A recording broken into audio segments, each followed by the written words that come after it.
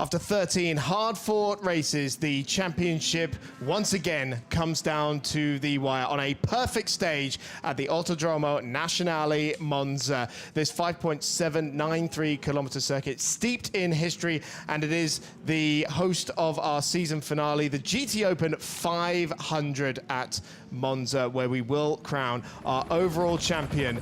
It is pretty simple. They are level on points in the top two. Whoever finishes in front between the Simon Riker and Christopher Haase East Talent Racing Audi and the Alessio De Leda Oregon Lamborghini number 10 will be champion, unless some dramas befall them, and then we have to start considering other championship contenders, such as the Spirit of Race Ferrari 296 of Vincent Abrel and Nicola Marinangeli, who have been in a rich vein of form so far this season. And I can already see Christopher Haase exploring beyond where the safety car is parked to look at the track conditions out there. His teammate Simon Riker is starting on the front row of the grid. We had a slightly different qualifying format than usual because this is the endurance weekend. It was the average of the two qualifying sessions that has set the grid for this 500-kilometer endurance finale that will crown a champion. Chris Stevens and George Morgan in the commentary box for this final race of the season. Well, this series began all the way back in 2006. We arrive here in 2024, a long road since April, where it all began at Portimao. We now arrive back, this time at Monza for the final soiree here for round 8, and it will be, of course, at this stage, Haase and Riker joint points alongside Alessio De Leda and Team Oregon. What a thrilling fight we have in a battle for the title, a title that Isolent Audi narrowly missed out on in terms of the Drivers' Championship. They won the teams, but they want that Drivers' title. But Oregon team looking to enter the fray as well, despite a difficult qualifying session where Jordan Pepper had some difficulties with the tyres at a very variable condition circuit that we saw in qualifying. Of course, remember, 2 sessions, but Q2, we've got to talk about it. An incredible lap as well from the likes of Rubens Barrichello in his first GT3 start here in the International GT Open. Yeah, very limited in GT3 experiences at Rubens Barrichello, but he lines up 7th overall and 2nd of the Pro-Am cars, sharing that car with our recently crowned AM champion Giuseppe Cipriani. In terms of the overall fights, we had our 12th different pole sitter of the season in 14 races. How incredible is that? And it was the number 96 Motorpark Mercedes of Lucas Dunner and Kuba Gemazik. And they just pipped Christopher Haase and Simon Riker just about to the best average. So the East Talent car splitting 2 Motorpark cars up at the front of the field, with the SPS Performance Mercedes of Mikhail Patamba and Dominic Baumann starting on the 2nd row of the grid as well. In terms of other championship protagonists, technically Vincent Abrel and Marinangeli are still in it, as are Patamba and Baumann, as is Fabian Schiller and Anthony Bartone, but it would take a miracle for all of the drivers in front of them to score nothing and for them to take maximum 30 points. Double points on offer because this is the endurance race, remember. And we have had 7 different winners so far this year, but we do have plenty of contenders for an 8th different winner. We just saw 2 of them. The James Kell and Dean McDonald Greystone GT McLaren. This wildcard entry from Optimum Motorsport. They are back in the GT Open for this weekend with 2 GT4 graduates in the form of Mikey Porter and his teammate in the 84, Zach Meakin, as well, who was driving with the Optimum team in British GT. Barcelona winners Nico Menzel and Gustav Bergström, also slightly down the order as well. So 3 classes of cars to remember: the Pro, the Pro-Am and the AM. The Pro-Am and the AM battles have all been settled. All that is left to decide is our overall and teams champions. In terms of the teams championship, it is Oregon who go into this weekend with an 11-point advantage over Get Speed. But George, the lead Oregon car isn't even inside the top 10, and the championship contending one of Alessio De Leda and Jordan Pepper is starting all the way down in 21st place. far apart from where they need to be to challenge for this title, of course. Alessio Di Ledo be hoping that he can go the distance. Jordan Pepper having a really difficult qualifying session, which really did throw them back somewhat. Alessio Di Ledo didn't have it any easier himself either, so they've got a lot of work to do. Rolf Eiken will be starting from grid position 14th. He'll be swapping in for 2022 champion Leonardo Polcini, who he's conversing with right now just on the outside of the car. Obviously, Polcini with that oodles amounts, huge experience under his belt, and also driving for Lamborghini as a factory driver. Also, keep your eyes peeled on a limp Audi as well. Carol Bash, I'm sure when he gets in the car, he's going to be electrifyingly quick at the get-go. Timo Rumpf, team boss at Team Motor Park, returns alongside Heiko Neumann. They're going to be looking for a big day at the office today. Of course, they've already got one car that sits on pole position after taking average pole, with Kuba Gamaziak starting in this initial stint of the race. Remember, 2 hours and 55 plus 1 lap, and have a look at this panned grid across the Temple of Speed. What an occasion. For the first time in a little while now, we will not have the grand finale here at Barcelona. We're going to settle it all here at Monza, at a very divine location indeed, especially in motorsport. And damp conditions meeting the drivers as well, just for that extra layer of complexity and tension out there. Maybe at some point there'll be a switch onto the slick tyres that could totally change the face of the race, and as a result, the championship. So all is not lost yet for the number 10 Oregon crew, but 30 cars lining up for 500 kilometers of racing.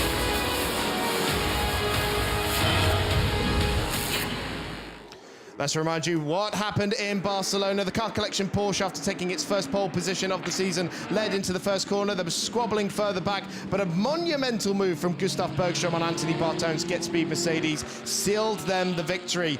Lucas Dunner was sharing the car with Julian Hanses that weekend, and the young German did also find his way through in what was a pretty sensational debut for Hanses before this really unfortunate spin at turn 4.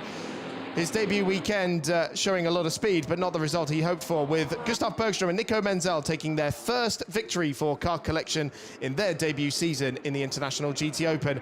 Drama already in the start of race 2, with Vincent Abril leading the 2 championship contenders around the first lap. They went wheel to wheel, and they would fight a little bit later on as well, heading into turn number 9 with Christopher Haase forcing his way through on Jordan Pepper in a great battle for the title, with Pepper even kicking up some of the gravel. But we ended under safety car after this huge moment for Alessandro Cozzi. Thankfully, the Italian was unharmed, but it was a second victory of the season for Vincent Abril and Niccolo Marinangeli, just keeping themselves in the championship hunt. Here is how things line up ahead of the season finale. Christopher Haase and Simon Reicher's East Talent Racing Auto is tied on points with Alessio Di Ledo's Oregon Lamborghini. On countback, they are ahead with 4 wins to Di Ledo's 2. Abril and Marinangeli still in the points. They need a minimum of 5th place to even have a hope of the championship.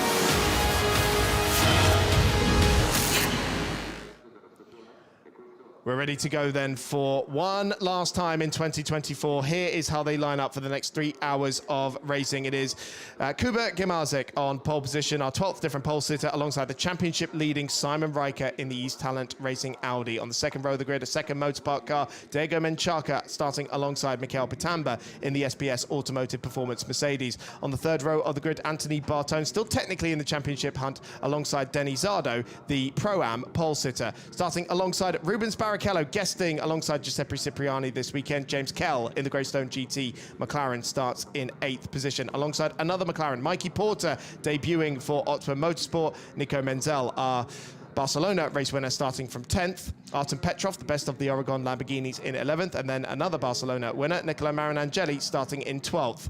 Valentin Pierberg in the Pro-Am Get Speed Mercedes starts alongside the number 63 of Rolf Eiken, also from Team Oregon. Then comes Carol Bash in the Olymp Audi alongside the AM pole sitter, Timo Rumpf. Last year's AM champions, of course. Michael Blanchimont in the Santalok Audi. New team for them in 17th position alongside Tiemann van der Helm. Stuart Proctor and Marcelo Hahn line up on the 10th row of the grid. It's Greystone from AF Corsa, Run-Blau Motorsport. Alessio Di Ledo, championship contender, starting in 21st alongside Alex Fontana in the Pro-Am Car Collection Porsche. Then comes Morten Stromsted in another Motorpark Mercedes. Gino Forgione in the AF Corsa Ferrari in 24th position. Then comes Libor Milotta in the ISR Audi. And Yannick Mettler in the Carbahn by SPS Performance Mercedes in 26th. Adam Osaka in the AM contending Get Speed Mercedes in 27th. Then comes Laurent Demeas in another AF Corset run Ferrari 296. Stanislav Jedlinski for Olymp. And then Emir Naran didn't set a time in Q1, so they have to line up at the back of the grid in the Vimana by Get Speed. The formation lap is underway. George, I can already feel the tension rising. It's bubbling, that's for sure, as are the spectators as they make their way into the grandstands, as they now head through on the formation lap phase, which will then take us into a rolling start situation, getting this GT Open Monza 500 underway. At the head of the order, remember, Kuba Gamarziak in his very first GT Open appearance here with Simon Riker lined up alongside. Great chance for them to obviously kick-start this race with every hope of taking a first Drivers' Championship. There is the Easterland garage right now, just getting themselves set. Many of them all sat down. You can imagine the tension. You can cut it with a knife as well. And also Rubens Barrichello with every chance starting from P7. Keep your eyes peeled on that one. Second highest Pro-Am in this order. Denny Zardo currently holding on to that too, as we now pan across to yet more garages as well. You can just see there the pensive look on many of the faces. Also, keep your eyes peeled on the new Optimum Motorsport McLaren. I'm sure Sean Goff has higher hopes for this young pairing that have been, well, certainly setting things alight in British GT category of racing as well as GT4 action. So keep your eyes peeled, both of them winning overall and in silver class. So every chance that they could score something huge here this weekend. Marzio Moretti shaking the leg there. I'm sure he's as nervous as we are up here in the commentary box. The first driver change window will open 37 minutes into the race. There will be 3 mandatory pit stops. The handicaps will be served at the third and last one. And it is worth reminding you that Simon Riker and Christopher Haasert will have to take 5 seconds of handicap at that last stop. The Deleda and Pepper Oregon Lamborghini will not. There are other various cars that have to take them. The Marin Angeli and Abril car, after taking victory in Barcelona, they have 10 seconds, along with Car Collection as well. They have a bit of handicap to serve on their number 12 car, as does Team Motorpark, the Villorba Corsa car. Obviously the Optimum as well as a new entrant. They have to take 10 seconds of handicap in their final stop. 2x2 formation is reached, and the safety car leads them around towards the Curva Alboreto. And now the field will let the safety car go back into pit lane.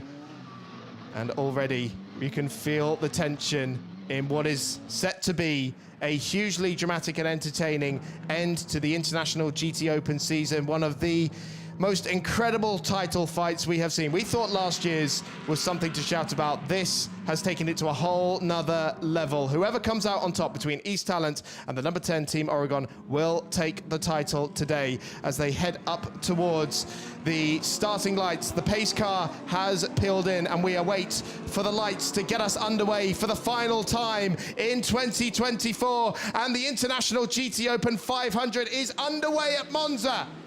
Not a great start, it didn't look like, by Simon Riker. It looks like the second Motorpark car of Diego Menchaca is already trying to challenge for second place down into the Rettifilio for the first time of asking. Everybody tippy-toeing through there with the damp conditions. It is wider here than it was a year ago. One of the other Motorpark cars going straight on, but it looks like they are the only casualty of the first chicane. Everybody being extremely well behaved. Well, one polystyrene barrier was a casualty. And the Greystone GT McLaren of James Kell has absolutely flown up the order and is challenging for a podium spot already. There goes Tiemann van der Helm in the number 7 Porsche, and the Greystone GT McLaren leads.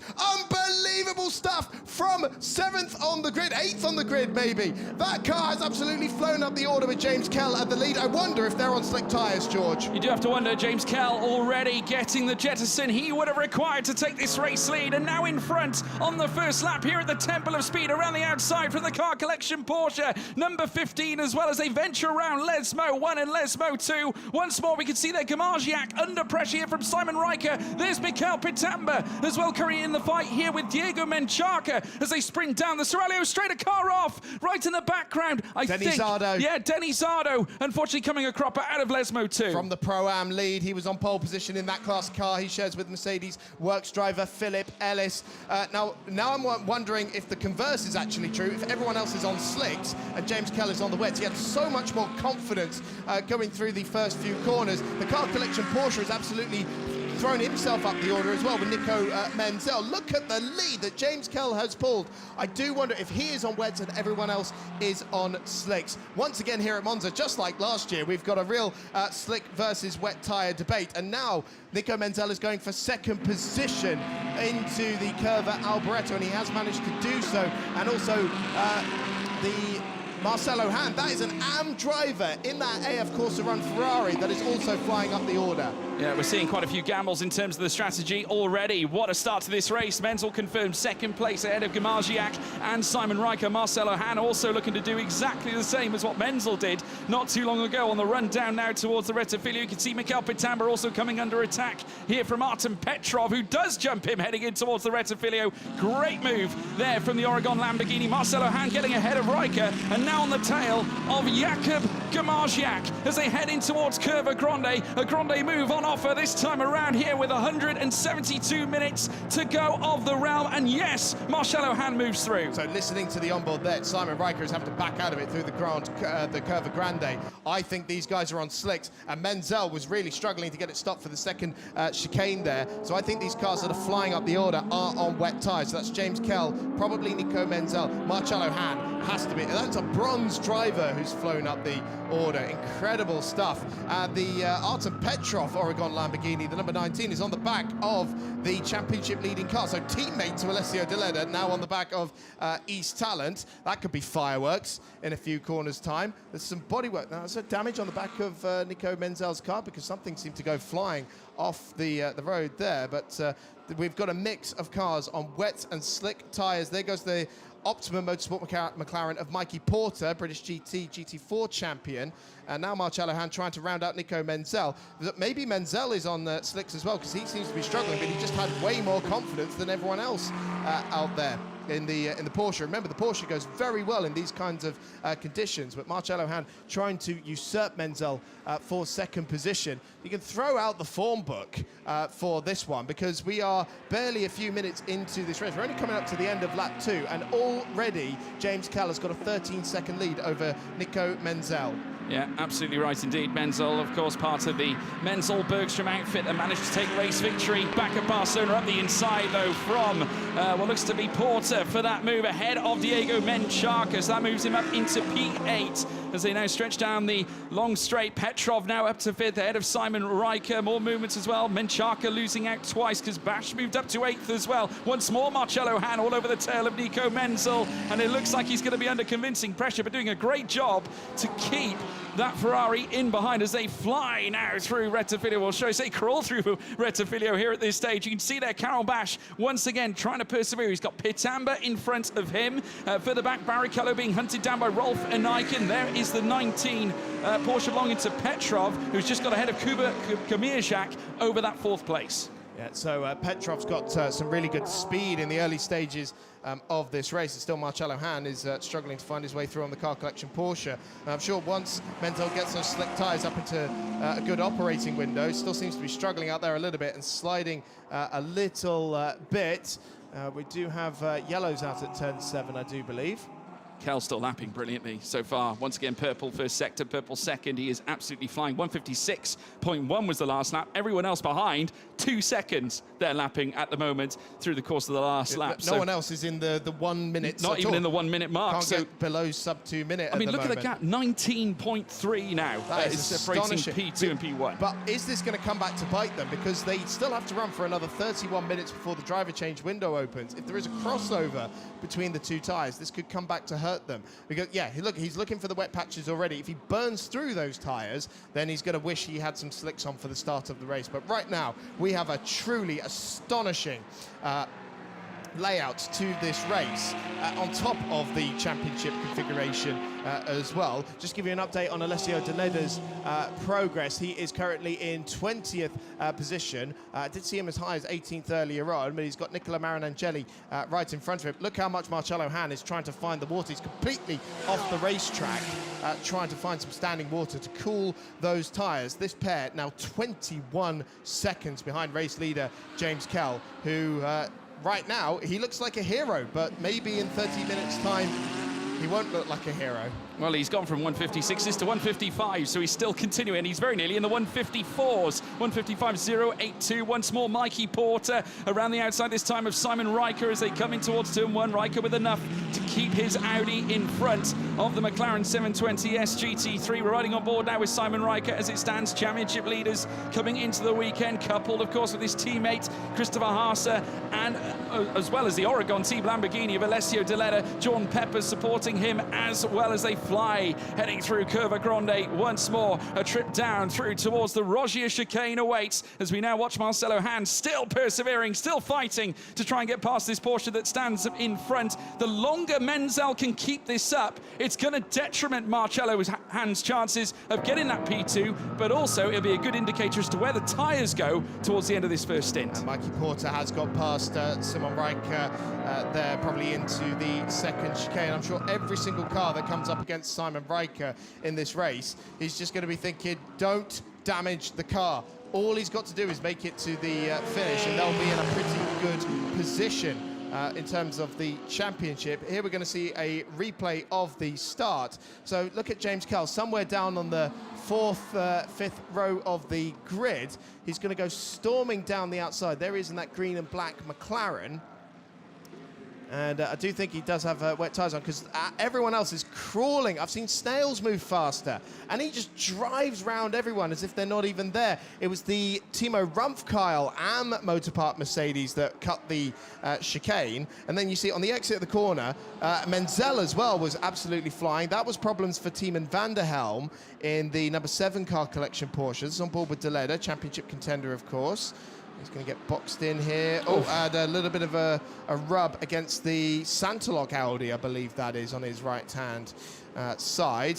And then this was the moment for Denis Zardo, flicking it into the gravel trap on the exit of Lesmo 2. So that was our Pro-Am leader, Pro-Am pole sitter in that category. It is now, of course, Marcelo Hahn, the bronze driver. Of course, if it were to end like this, the title would go to East Talent, Christopher Haase and Simon Riker. They are out for redemption after a bitterly disappointing end to the campaign last year, where they were denied later than anyone else thought, as Marcelo Hahn really does seem to have the legs on Nico Menzel. Now, this is the power of the difference in tyres, because Marcelo Hahn, the amateur driver, going up against Nico Menzel, an overall race winner so far this year. That is the powers of being on the right tyre at the right time. There's more position changes than we can count, because Karel Basch has now got himself up into 5th position ahead of Mikey Porter. Then Gino Forgione, Kuba Gemazek, who started on pole position. Remember, Yannick Mettler's flown up the order as well into 9th position, and then Simon Riker. So that was the car that we were just on board with, Yannick Mettler, the car in front. Yeah, Yannick Mettler doing a great job moving up into the top 10, and now sits in 9th place. Marcelo Hahn leading the Pro-Am fold and is now looking to go on the attack of Nico Menzel for overall 2nd place as they now head down towards Alboreto. These two are well clear of Artem Petrov, 10.7. A very aggressive look down the inside there from Marcelo Hahn. Took that corner far more aggressively than Nico Menzel did. Obviously, you've got two cars here that are on very different ideologies in terms of strategy. Menzel doing his damnedest to keep Marcelo Hahn at bay, and the Ferrari opting to go to the wide outside. He's gone to the grandstand side as opposed to Nico Menzel, who is treading to the inside as they head down towards the Rettifilio once again. It is still Kell out in front, 7 places up, as you can see, from where he started. Once again, heavy on the brakes for both cars, not touching though. Very good racing between these two as Menzel now sprints out of the Rettifilio, out of turns 1 and 2. There are more cars now starting to make moves further back. Gino Forgione around the outside, this time of Mikey Porter, as they sprint down towards turn 1. Is he going to get enough leverage? He's doing exactly the same thing as what we saw from Marcelo Hahn earlier on. Both of them Ferraris. Of course, both will be looking to make use of these long straights. That's where the Ferrari excels. Mikey Porter a little deep into the Rettifilio, and it looked like Forgione had an excellent exit and should outdrag the McLaren for 6th position on the run down towards the Della Roggia. And again, we're seeing the difference in the tyres, making a big impact here, also making a big impact, is the fact that this is Mikey Porter's first GT3 race, as is Zach Meekins as well. They've just won various overall and class titles in the British GT Championship, GT4 category, and yes, confirmation on the timing screen, Forgione ahead of Porter now for 6th position overall. Of course, Forgione also running 3rd amongst the Pro-Am runners, so 2 AF Corsa run cars inside the top 3 in that category. Carol Bash splitting them in the Olymp Audi. Of course, a big factor in the Pro-Am category this weekend is we don't have our 2024 champions Eddie Cheever and Marco Polcini. And then also in the Am category, well, the car that has dominated, the Giuseppe Cipriani car, has moved into the Pro-Am because of the arrival of Rubens Barrichello. Those titles were both wrapped up last time out in Barcelona. Yeah, and Timo Rumpfkarl taking full advantage of that because he sits 20th place and Am leader ahead of Alessio Deleda as it stands. The car's now sprinting through the Ascari chicane. There is Diego Menchaca, who's got Rubens Barrichello for company in behind. He's got Rolf Eichen being towed along as well. Not a bad stint at all so far, really, for Rolf Eichen at this stage. He'll be handing over to Leonardo Polcini later on when the driver change window opens up for the first time in 24 minutes and 25 or so. There is Barrichello getting so close to the back of Diego Menchaca, looking for that exit speed coming out of Alboreto. Also further back, we have got Rolf Eichen in that 15th place, but he's under attack, and I think he might have been taken by Laurent de Meus, I think, further behind. Of course, that's Ferrari v Lamborghini on the run down towards turn 1. There you can see Laurent de Meus on the outside. Barrichello also moving to the outside of the Mercedes that maintains the inside line to defend the place, also looking for a different traction, I suppose. This is the differing strategy element that we're seeing here. Barrichello getting pushed along almost, coming out of turn 2 as they now fly out. We're riding on board here this time with the Il Baroni Rampante driver, Brazilian Rubens Barrichello, in his first start in a GT Open race as he rounds Curva Grande.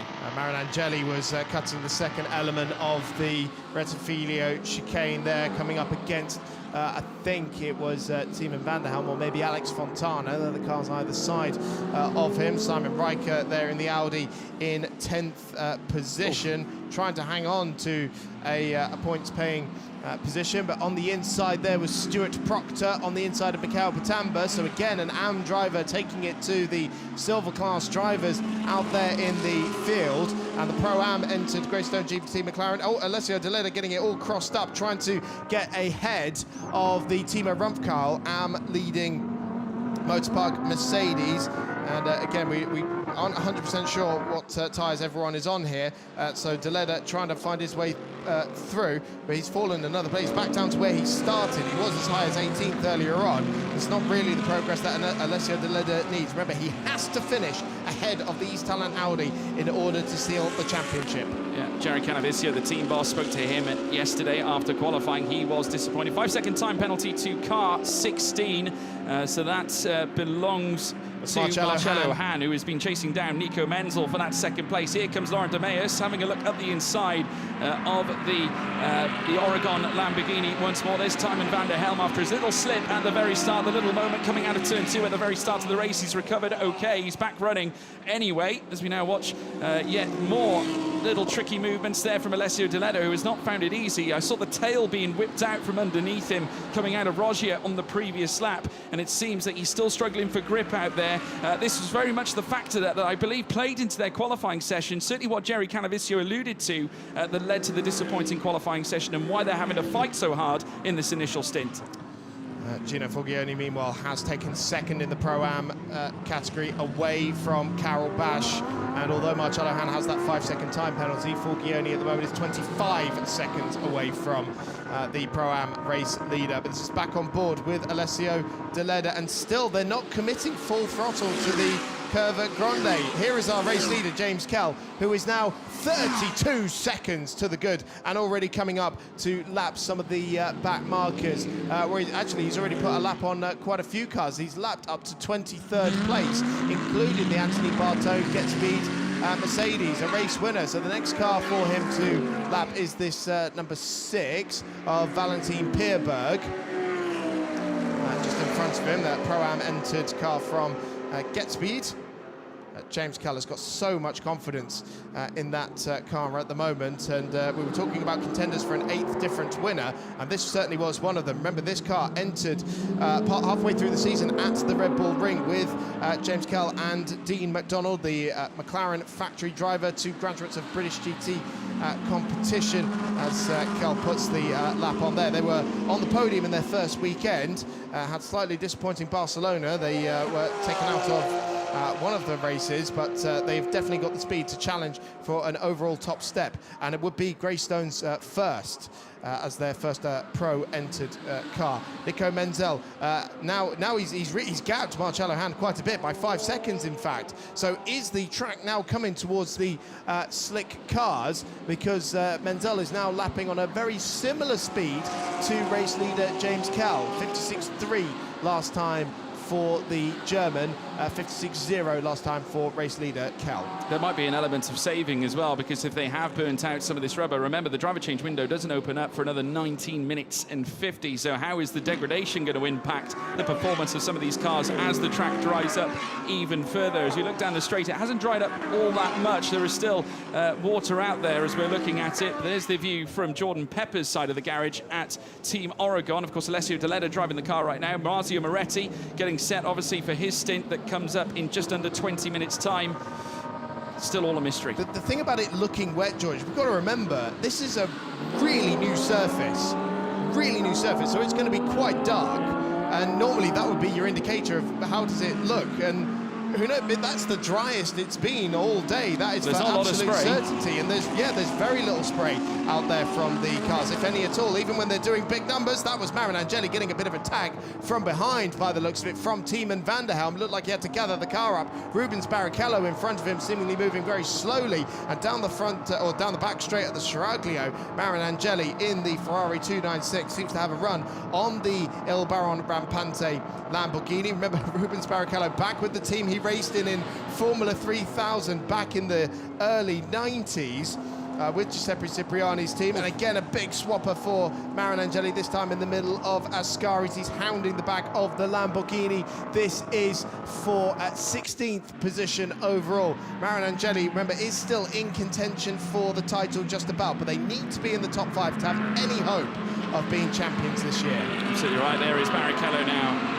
racing around Alboreto. Marin Angeli in hot pursuit, got very close, but again just twitching relentlessly. But now the straight line speed will be on offer for the Ferrari 296, who is of course being partnered by Vincent Abril as well, the no doubt one of the more experienced drivers in this pairing, and enlisted that blistering lap back at Barcelona as well to put himself on pole. He said it himself, it's one of the best laps he's ever done in GT3 racing. Nicola Marin Angeli though round the outside of Rubens Barrichello as they fly through turn 1. Tiemann van der Helm also looking to move on up as well in that 7-car collection Porsche. I think you might have done the pair there, just making their way through, heading out of turn 2. But they're still manacled together. Marin Angeli coming around Curva Grande. He is now ahead of Rubens Barrichello. Stuart Proctor ahead of Gemargiak, who is now down in 9th place. In Nike up to 12th. Fontana up to 14th. Yeah, how did he do that? I looked away from the main screen to look at the timing screen for half a second, and suddenly he's 5 car lengths ahead of this entire pack. Unbelievable. Absolutely incredible stuff. Double overtake, Grand Rettifilio. Right, it was extraordinary. Extraordinary stuff from the IMSA GTP racer in the Porsche 963.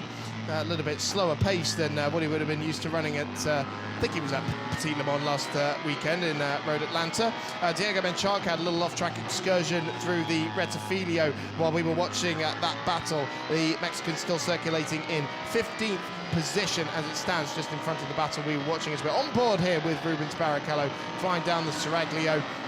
And it seems like he's now starting to struggle on whatever tyres he's got on that Lamborghini, and making their way through Ascari, and the pace differential is starting to show now between the slicks and the wet tyres. I think we are heading more towards the slick racing track now, and those who started on the slick tyres are starting to find their pace. It was a purple final sector just now from Nico Menzel. James Kell's done the fastest lap of the race. We're now lapping into the 154s. Just giving you an idea of how well, it's extraordinary considering how much grip there is out there, but it's 10 seconds away from the lap record.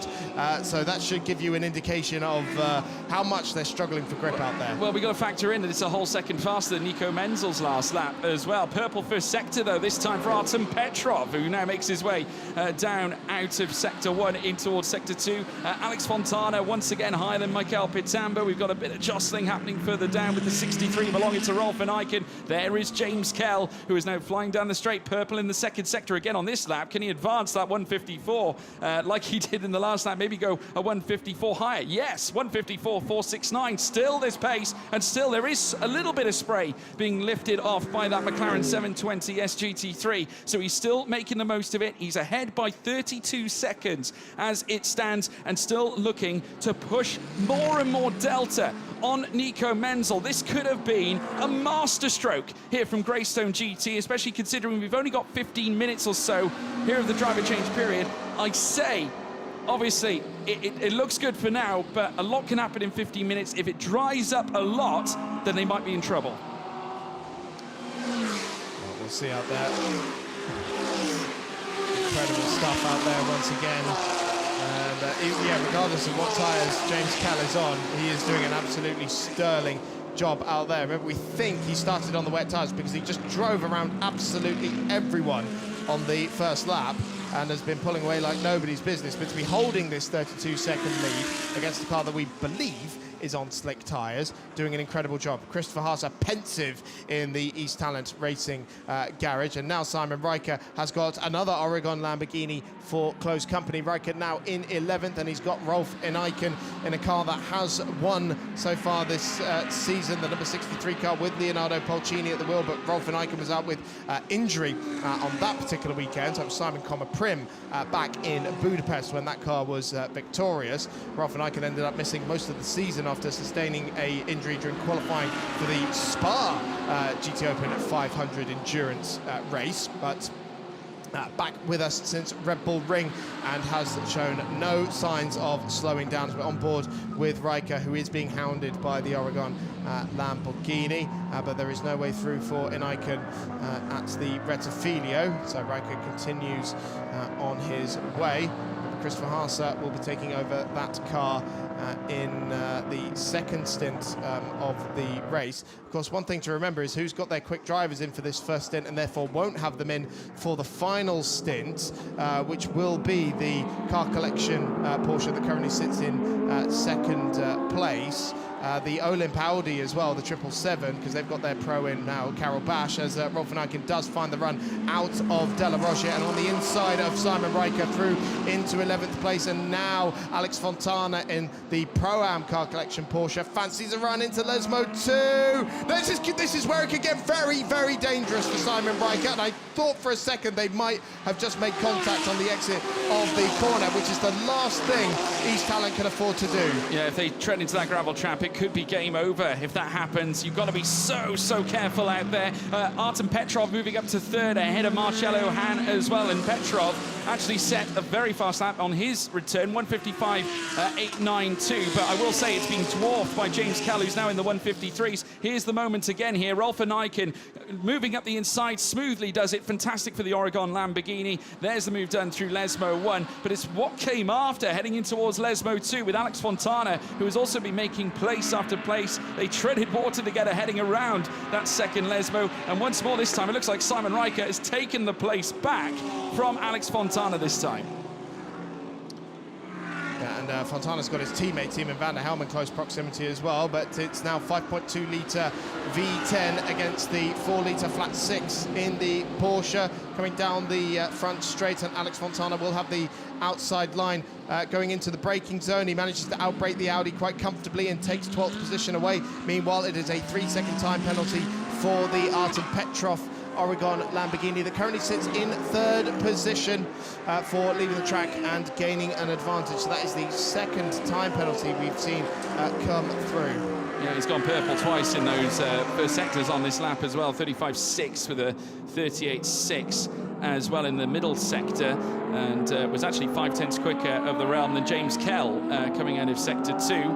though it's just been stolen in the first sector by Alex Fontana, who's got blistering pace. He's already managed to dodge and weave past Simon Riker. Timon van der Helm, also from Car Collection, looking to do the very same thing. Obviously a driver not far removed from his time in Formula 3 category racing in single-seaters, now moving into Porsches as well, coming out of Lesmo too, and on the run down the Serralio Straight, hoping that he can perhaps hook something up here on Simon Riker, who's having a pretty modest first stint so far. Obviously conditions varying for some of these cars depending on what tyres they are using. Heading down into Ascari, a little look down the inside of what looked to be Mikel Pitambra as well. That was the car in 16th place of Nicola Marinangeli, who has also been persevering, trying to move up. And remember, he managed to displace Rubens Barrichello not too long ago. There is Alessio Deleda, also getting on the back of Diego Menchaca.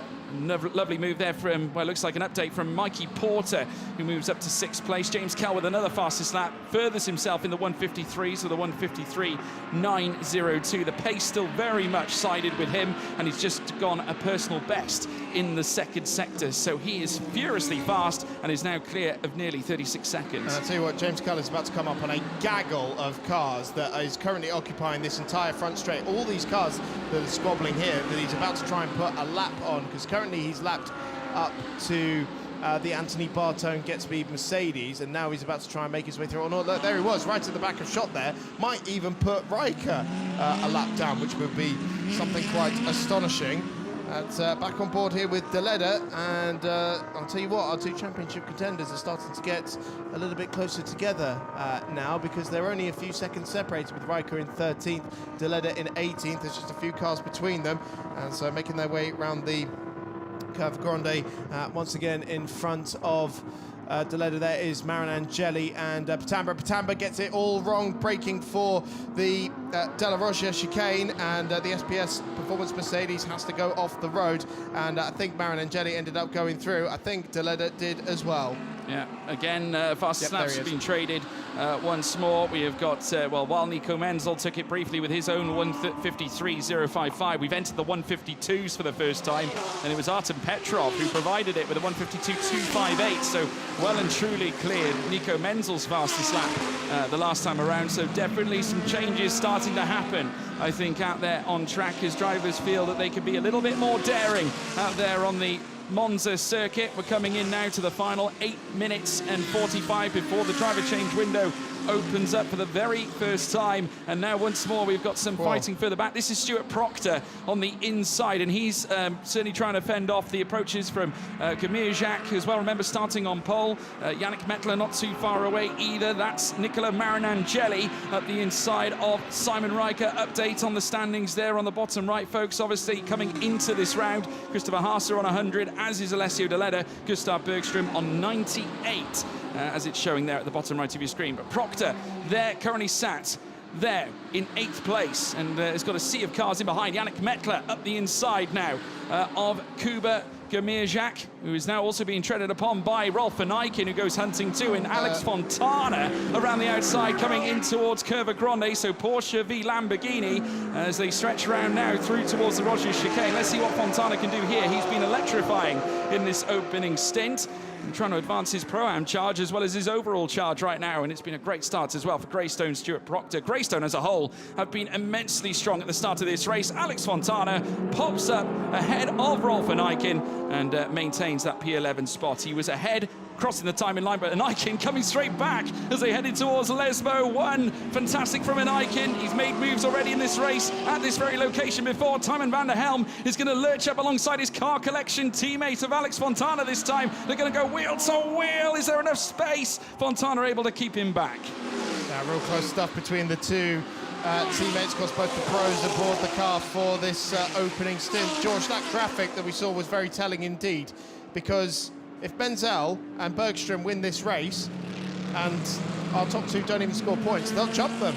So even though that Car Collection Porsche came here 8th in the standings, they still have a chance of winning it, but we've still got 145 minutes left to run, so we'll keep an eye out on it, but really it'll be the last stint where everything starts to shake out. But right now, we've still, 9 or 8 crews left in the championship standings that can take the title. Absolutely incredible stuff. Mikey Porter on the back of Carol Bash, who is second in the Pro-Am standings. Remember, Mikey Porter in that Optimum Motorsports, McLaren Optimum, returning to the championship for this weekend. Of course, we're fielding Sam Dehan and Charlie Fagg last year, our drivers' champions from last year, and Sam Dehan now announcing his retirement from professional motorsport. So glad we gave him a good penultimate year here in the International GT Open.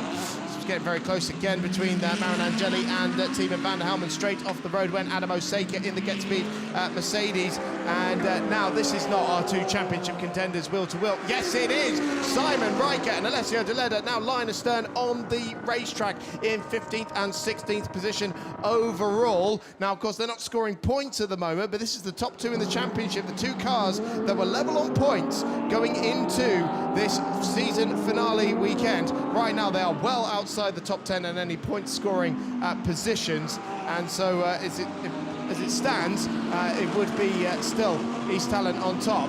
But James Kell is about to arrive on the scene to put a lap on them. Yeah, he certainly is. The laps have kind of dissipated slightly. I say that. He put in a personal best last time out with a 1:53, but his lap before that was a 1:56. He's not lapping faster than Nico Menzel, though. He's put in a 1:51.016. His pace has been electrifying. He's starting to eat into that 35, what was a 35-second delta gap between Ps1 and 2. It's now only 28, and Stuart Proctor, who has already been overtaken now by Yannick Mettler. He's moved up now to 8th place, and Kuba Gmirjak, who lost out to Proctor not too long ago, has now taken it back away from him here. So Proctor was rising up the order earlier on. I think maybe on the wet tyres. Maybe those wet tyres are starting to burn. We are less than 5 minutes away from the driver change window now, and so Simon Riker on the outside. Stuart Proctor very nearly cuts into the side, and that allows Alessio De Leda to go up the inside into the Alboreto curve. Once again, our two championship protagonists side by side, and De Leda also fancying the run on Stuart Proctor as well. For 14th position, he's ahead at the timing line.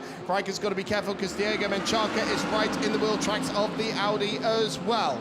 Yeah, very tight indeed on the run down towards the Reto contact between the Oregon. That's Fontana going off the track there. He's been making all sorts of gains now. I believe that might have been Rolf Nijkin, who he might have made contact with coming through or weaving through the bollards. Yes. It was Rolf Nijkin, unfortunately, coming together with Alex Fontana. As to who's at fault, we didn't get a clear view, but what we can tell you is team managers for car 88 to report to race control immediately. That's Gino Forgione further up the order. But yes, that will upset Alex Fontana's race, that's for sure, as he drops down the order, and Pitamba onto the grass as he very nearly makes contact with the back of Diego Menchaca's Velo Mercedes, different teams, and James Kell is on the tail and trying to move up the inside, heading in towards Lesmo 1. Will he make it happen as he now looks to cross swords here with Mikael Pitamba as they race on through, still barely staying in touch, but it's blue flags, remember. Pitamba has to let him through. Yeah, Pitamba had that moment right in front of the race leader. I'm sure that would have been a heart-in-mouth moment for James Kell as Riker finally is able to make the move on Stuart Proctor going down the Seraglio towards Ascari. So that is for position, and it is for 14th. And Adam Osaka in the Get Speed Mercedes flying up the order as well. He's past Menchaca, now he's past Stuart Proctor as well. There is the race leader, James Kell, who is about to put a lap on our two championship contenders. What is this race, George? It's extraordinary. I don't think I've ever seen anything like it, to be quite honest. Purple last lap for Artem Petrov, who now enters into the 150s. He's not alone. Nico Menzel did the same. Oh, wow. That was a Nijkin. Really aggressive from Rolf Nijkin. I don't know if he was trying to avoid the back of the car in front of him. I wonder if it was under braking. Clean, yeah, 100% would have been under braking, but he just clean drove into the side of Alex Fontana, the poor Swiss racer.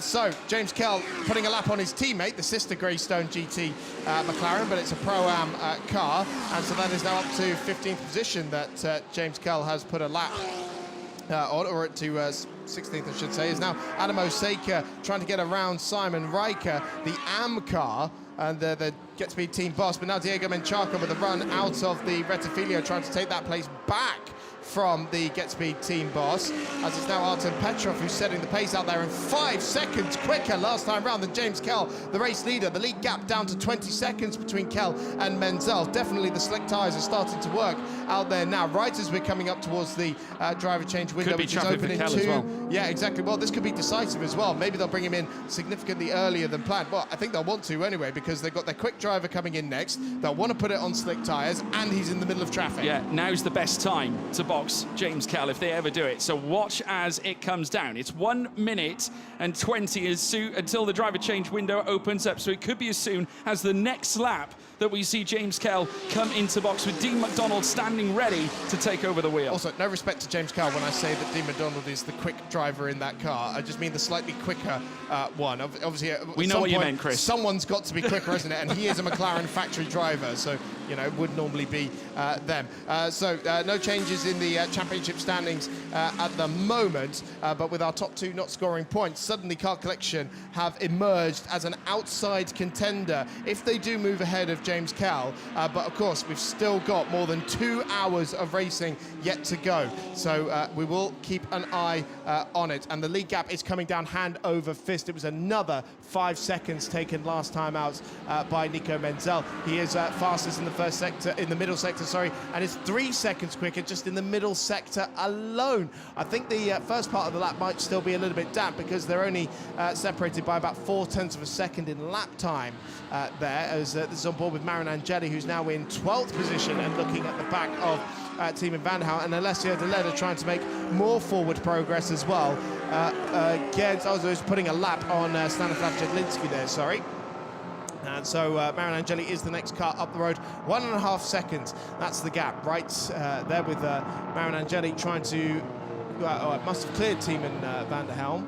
No, he hasn't. Marin Angeli really dropped back in a really short space of time, because at the timing line, he was only like 0.3 of a second behind the Car Collection Porsche. Now there's an ocean between them. Yeah, well, Artur Petrov now dropping into the 49s. It's a 1:49.485, so it's starting to dry up, I think, quite significantly. At the inside again from Rolf van Eycken, who has Gino Forgione with him for company, and not to mention that Kamirjak as well moving on through as well. Quite a cluster of cars now starting to fight tooth and nail to find track position prior to the pit stops opening up.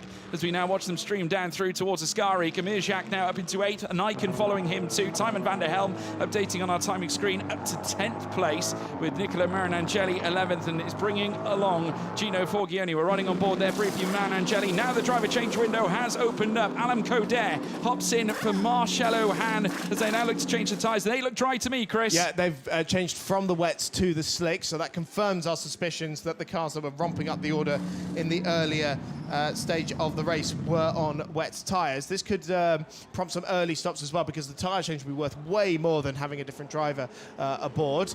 This is very calm in the number 9 Get Speed camp, and those were slicks that Bartone was on, so he's done very well to keep it on the straight and narrow, as has Valentin Pierberg here, with Aaron Walker now getting aboard the number 6 car. This is the 95 Thomas Eycken, the former British F4 racer, now getting aboard. Simon Riker in pit lane as well. Audi Works driver Christopher Haase about to get aboard that car. The pit lane is a hive of activity now, with the driver change window open, and it will be for the next 12 minutes.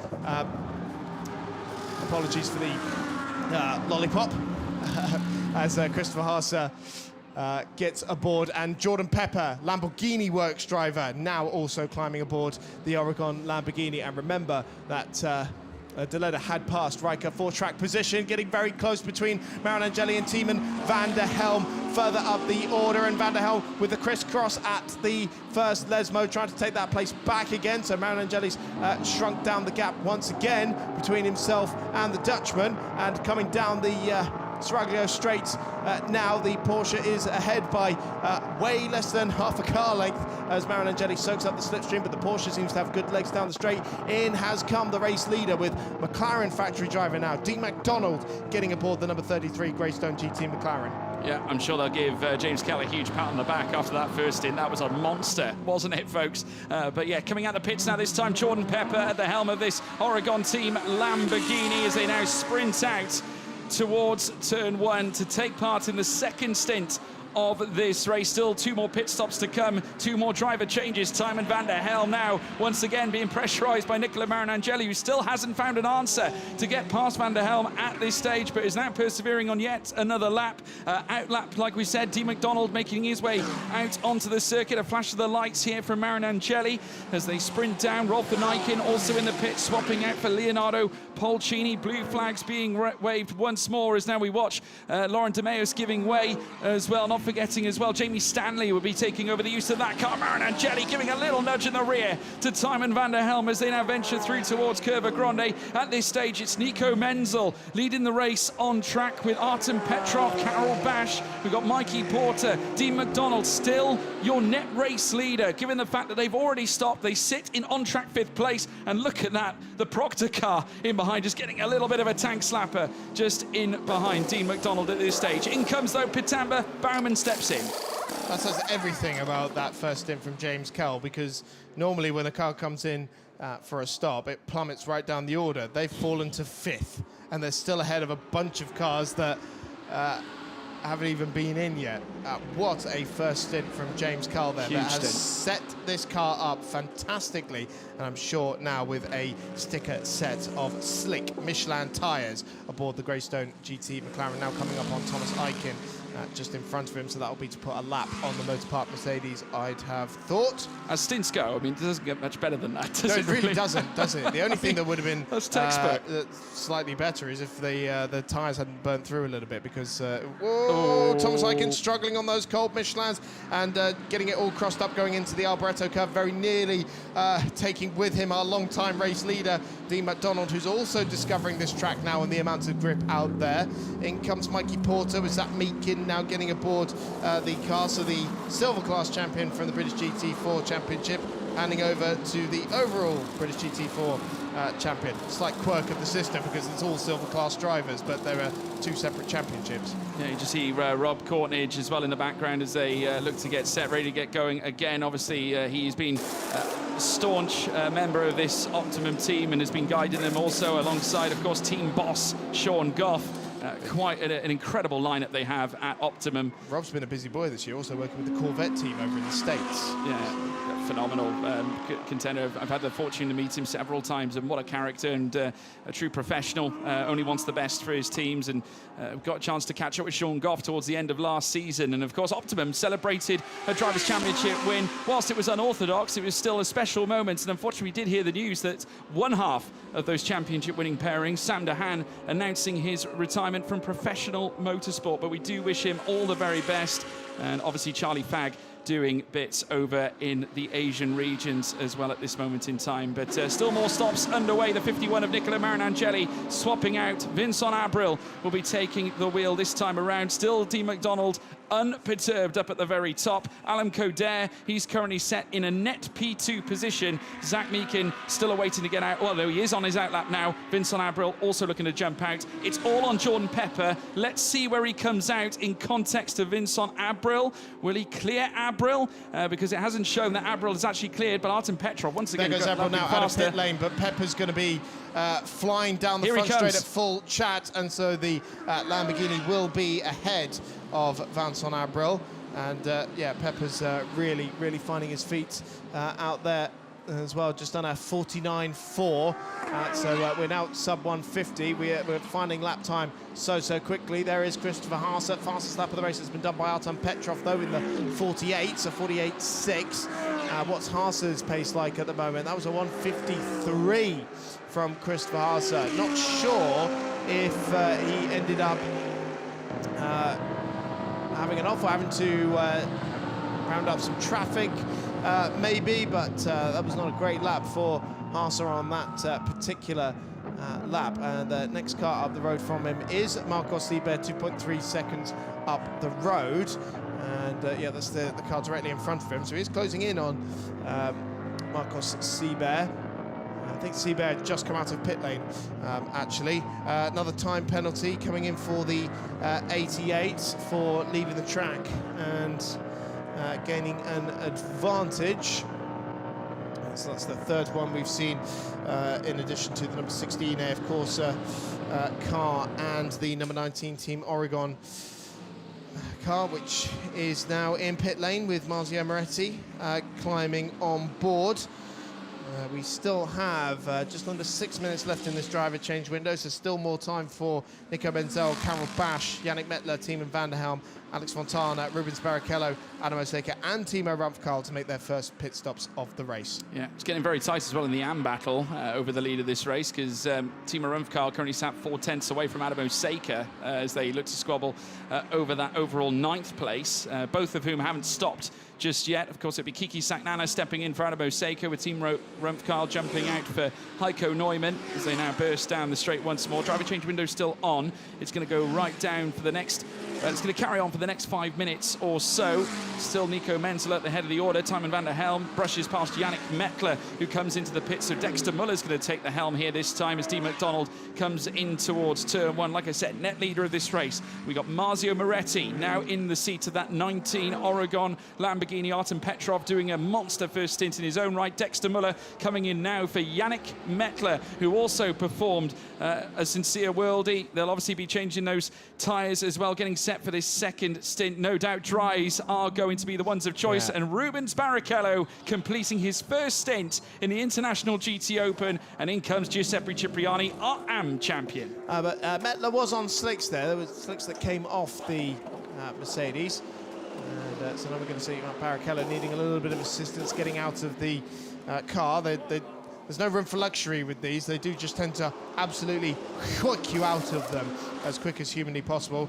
Giuseppe Cipriani climbing aboard that car. It's a Pro-Am car for this weekend, remember, because of the arrival of Rubens Barrichello. Right, Dominic Baumann in the SPS Automotive Performance Mercedes on the back of the Lucas Dunner Motorpark Mercedes, the car that started on pole position. It looks so different to what the timing order has said, because it can only update every sector. But Baumann is... Lewis Proctor is the next car up the road. It's lap traffic between them, which is what we were looking at there. But Dean McDonald, I should say now, sorry, putting another lap on the Vimana by GetSpeed 108 car. Tom Jackson now at the wheel of that one. There's Rubens just popping back into the garage, and Dean McDonald eventually clearing the Mercedes in front of him. So he is now in 3rd position, 1 minute 26 behind race leader Nico Menzel, but of course the top 2 are yet to stop.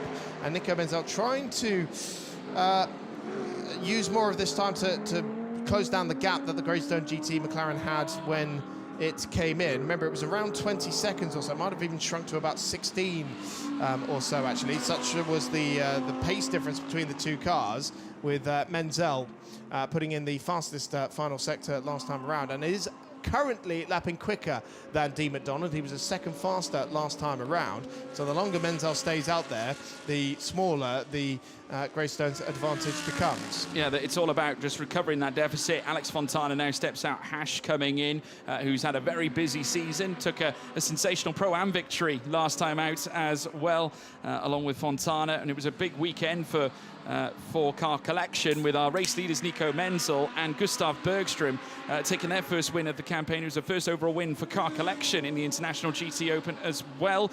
So Hash currently on his own in the pits as it stands. Still more cars to come in though. However, Rubens Barrichello conversing with his team after that opening stint.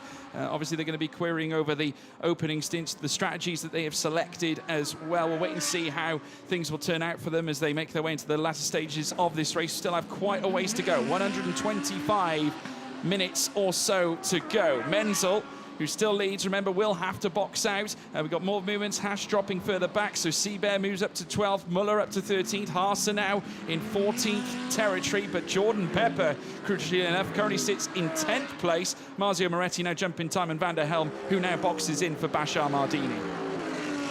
So Chris Haase and Jordan Pepper, pace difference around half a second. Yep, in comes the race leader, and Haase on the back of Dexter Muller here. This is for 13th position overall. So Muller, the AM driver in the car barn by SBS Mercedes. So both of the top 2 Car Collection Porsches in pit lane. Tiemann van der Helm handing over to Bashar Mardini Nico Menzel handing in for Gustav Bergström.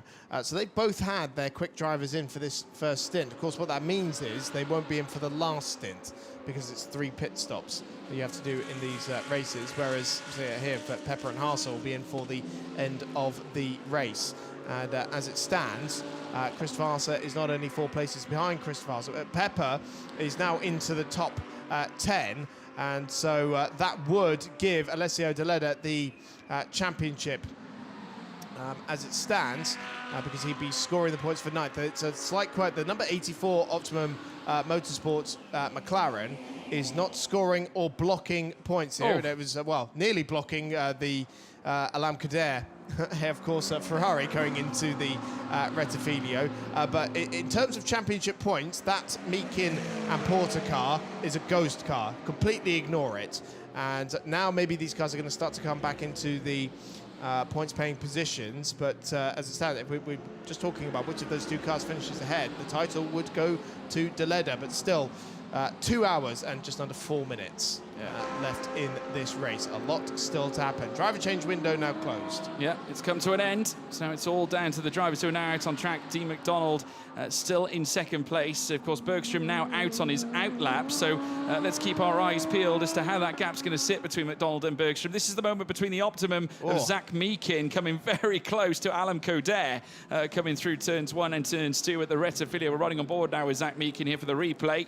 Heading into the apex. I don't think Zach Meakin had didn't really have anywhere to go as such, but then again, both of them getting tied up at the heavy braking zone as we now watch as the cars sprint down. We've got the Oregon at Team Lamborghini now. Is that Jordan Pepper who's working furiously to lengthen the gap between he? Yes, it is. It's Jordan Pepper who put in a monster stint on his immediate outlap, pulling that delta back out against Christopher Haase and Simon Riker, which is exactly what he needs to do in this stint in order to give Alessio Deleda the best chance in this race. And Dean McDonald only 2/10 behind Bergström. Yeah, no, I'm not sure if the car collection Porsche actually came out ahead of the Greystone GT McLaren. Well, either way, McDonald's now into the lead, so that's going into Ascari now, our race leader. But the number 15, I think, is a little ways back. So, well, there is James Kell. Dean McDonald, sorry, he is back into the lead of the race, and the AF Corse Run 88 car is looking quite quick as well. That's not full position. Michele Rugelo's in 14th. Gustav Bergström is in 2nd, but he wants to get that lap back from the car collection Porsche. What's astonishing about this in the championship fight is that if this had just been a dry race, then you would have expected the East Talent Audi to stay somewhat up at the front. But the mixed conditions, remember, the number 10 Oregon Lamborghini started outside of the top 20. And during that stint, they sort of converged into each other at some point, with Riker moving backwards, Deleda moving forwards a little bit.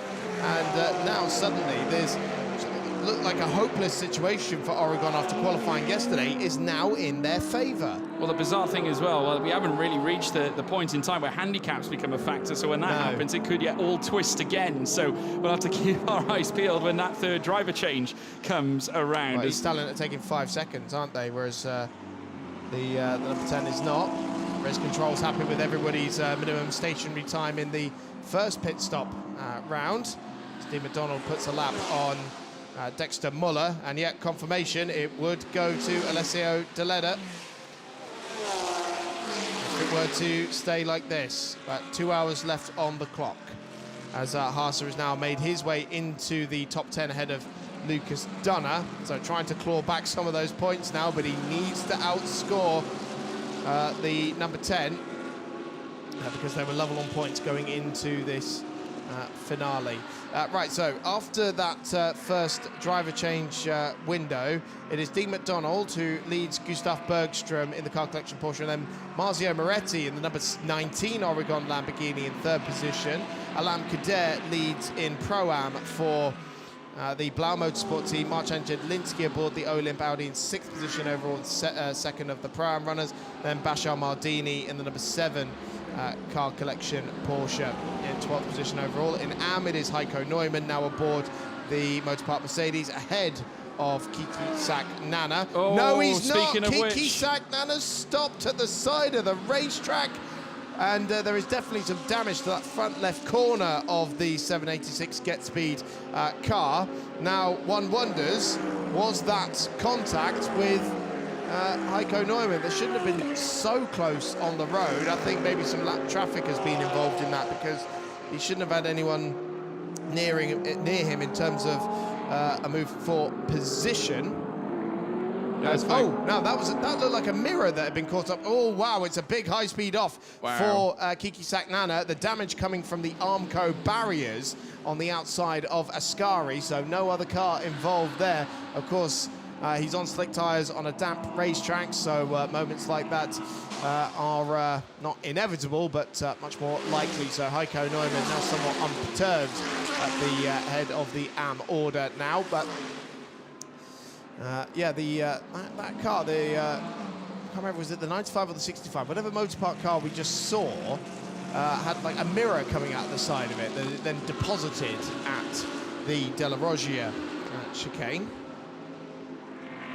Looks like that when Kiki obviously headed off at Ascari, it's in a position, I suppose, where the marshals can competently deal with it. Green flags on the escape coming out of Ascari, so they've only yellow flagged a certain section at turn 10. In fact, they've extended that to 7, 8, 9 and 10 that's now. the whole run down Seraglio, so who's gone off at Lesmo to then bring that out, unless they just really want to control the speed of the cars heading towards Ascari. But usually I think that was an indication that someone's gone off at Lesmo too.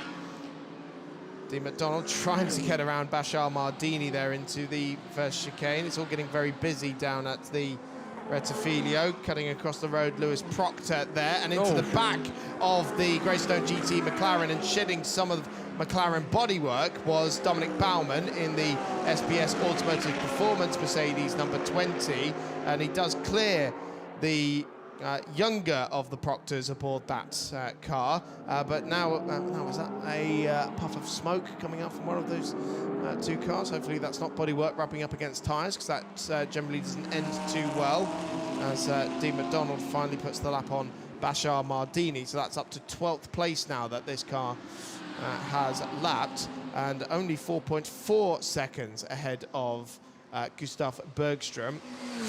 And then a further 8.4 back to Marzio Moretti. Double waved yellows coming in here, so most definitely no overtaking, and please do slow down. Be prepared to stop.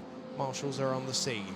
Yeah, absolutely right. They're just obviously just trying to clear any debris, and also the car itself that Kiki placed into the gravel and onto the grass as well. Jamie Stanley moving up ahead of Hash as well, over 18th place. So that's one for AF Corsa, as we now watch them head down now in towards the final corner. We've got some movements here from Michele Rugolo as well on the attack, heading up the inside. And then, of course, further back, Dominic Baumann, who has taken over from Michael Pitamba, looking to move up the inside as well this time around. Of course, that's the car collection Porsche of Gustav Bergström currently in the mix of this fight, and we've got Dexter Muller as well involved in all this as they now stretch down the road heading in towards turn 1. There's Baumann. Further back then we have Lewis Proctor, who is now currently making this a 3-wide affair with Bergström sat in between, and Bergström is towing along Marzio Moretti, who is right in behind and looking to move up to second. So here we go. They're trying to dodge and weave through this traffic. Dexter Muller involved in this, and incidentally that is the 63 Lamborghini. I do apologise, folks. It's not Moretti. He's 8.4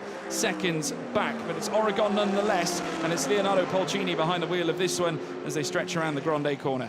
That move from Rugolo, by the way, into the Alboreto Cup was for 3rd position in Pro-Am ahead of Bashar Mardini, 12th position overall. So AF Corsa now with 2 cars on the Pro-Am podium, is cutting across the De La Roggia chicane was Tom Jackson in the Vimana by Get Speed Mercedes, the 108 car. So Bergström in the middle of the fight here between Polcini and Proctor and everybody else involved, but that Porsche is in 2nd place. Trying to see where specifically that is. It's that 15th and 16th he's currently splitting those 2 cars. We have recovery vehicles on the scene at Ascari. For that stricken Kiki Sack-Nana 786 Get Speed Mercedes. Race leader Dean McDonald now stretching his legs up to 7.6 seconds, pulled nearly 2 seconds over Gustav Bergström while he's in amongst that squabble further back. And yeah, can't utilise the free air that Dean McDonald has got in abundance at the moment. Polcini's trying to get past Lewis Proctor at this point, so that was the fight that we were watching earlier on. There's Jordan Pepper, who's currently up in 6th place. He's got 9.1 to find on Zach Meakin further up, but more importantly, Christopher Haas is down in 10th place. That is not the Easterland Audi in behind, folks. You do not be confused. That is the ISR Audi that sat in behind and is lapping further back. And Philip Salakada at the wheel of that one, as we now see the differences in terms of the laps between Pepper and Haase, and it is looking at this stage that Christopher Haase is going to work. As we now take a look in the Oregon garage, they of course have Marzio Moretti currently sat in 3rd, and this would be quite the weekend for Marzio Moretti and Artem Petrov to score some major points this weekend, Chris. Absolutely would be. I'm trying to see, actually. Have they... what's their best result so far this year? Because I don't even think they're inside the top... They scored 15 this season. It would be a first podium if they keep it here in 3rd place. Yes. Marzio's scored.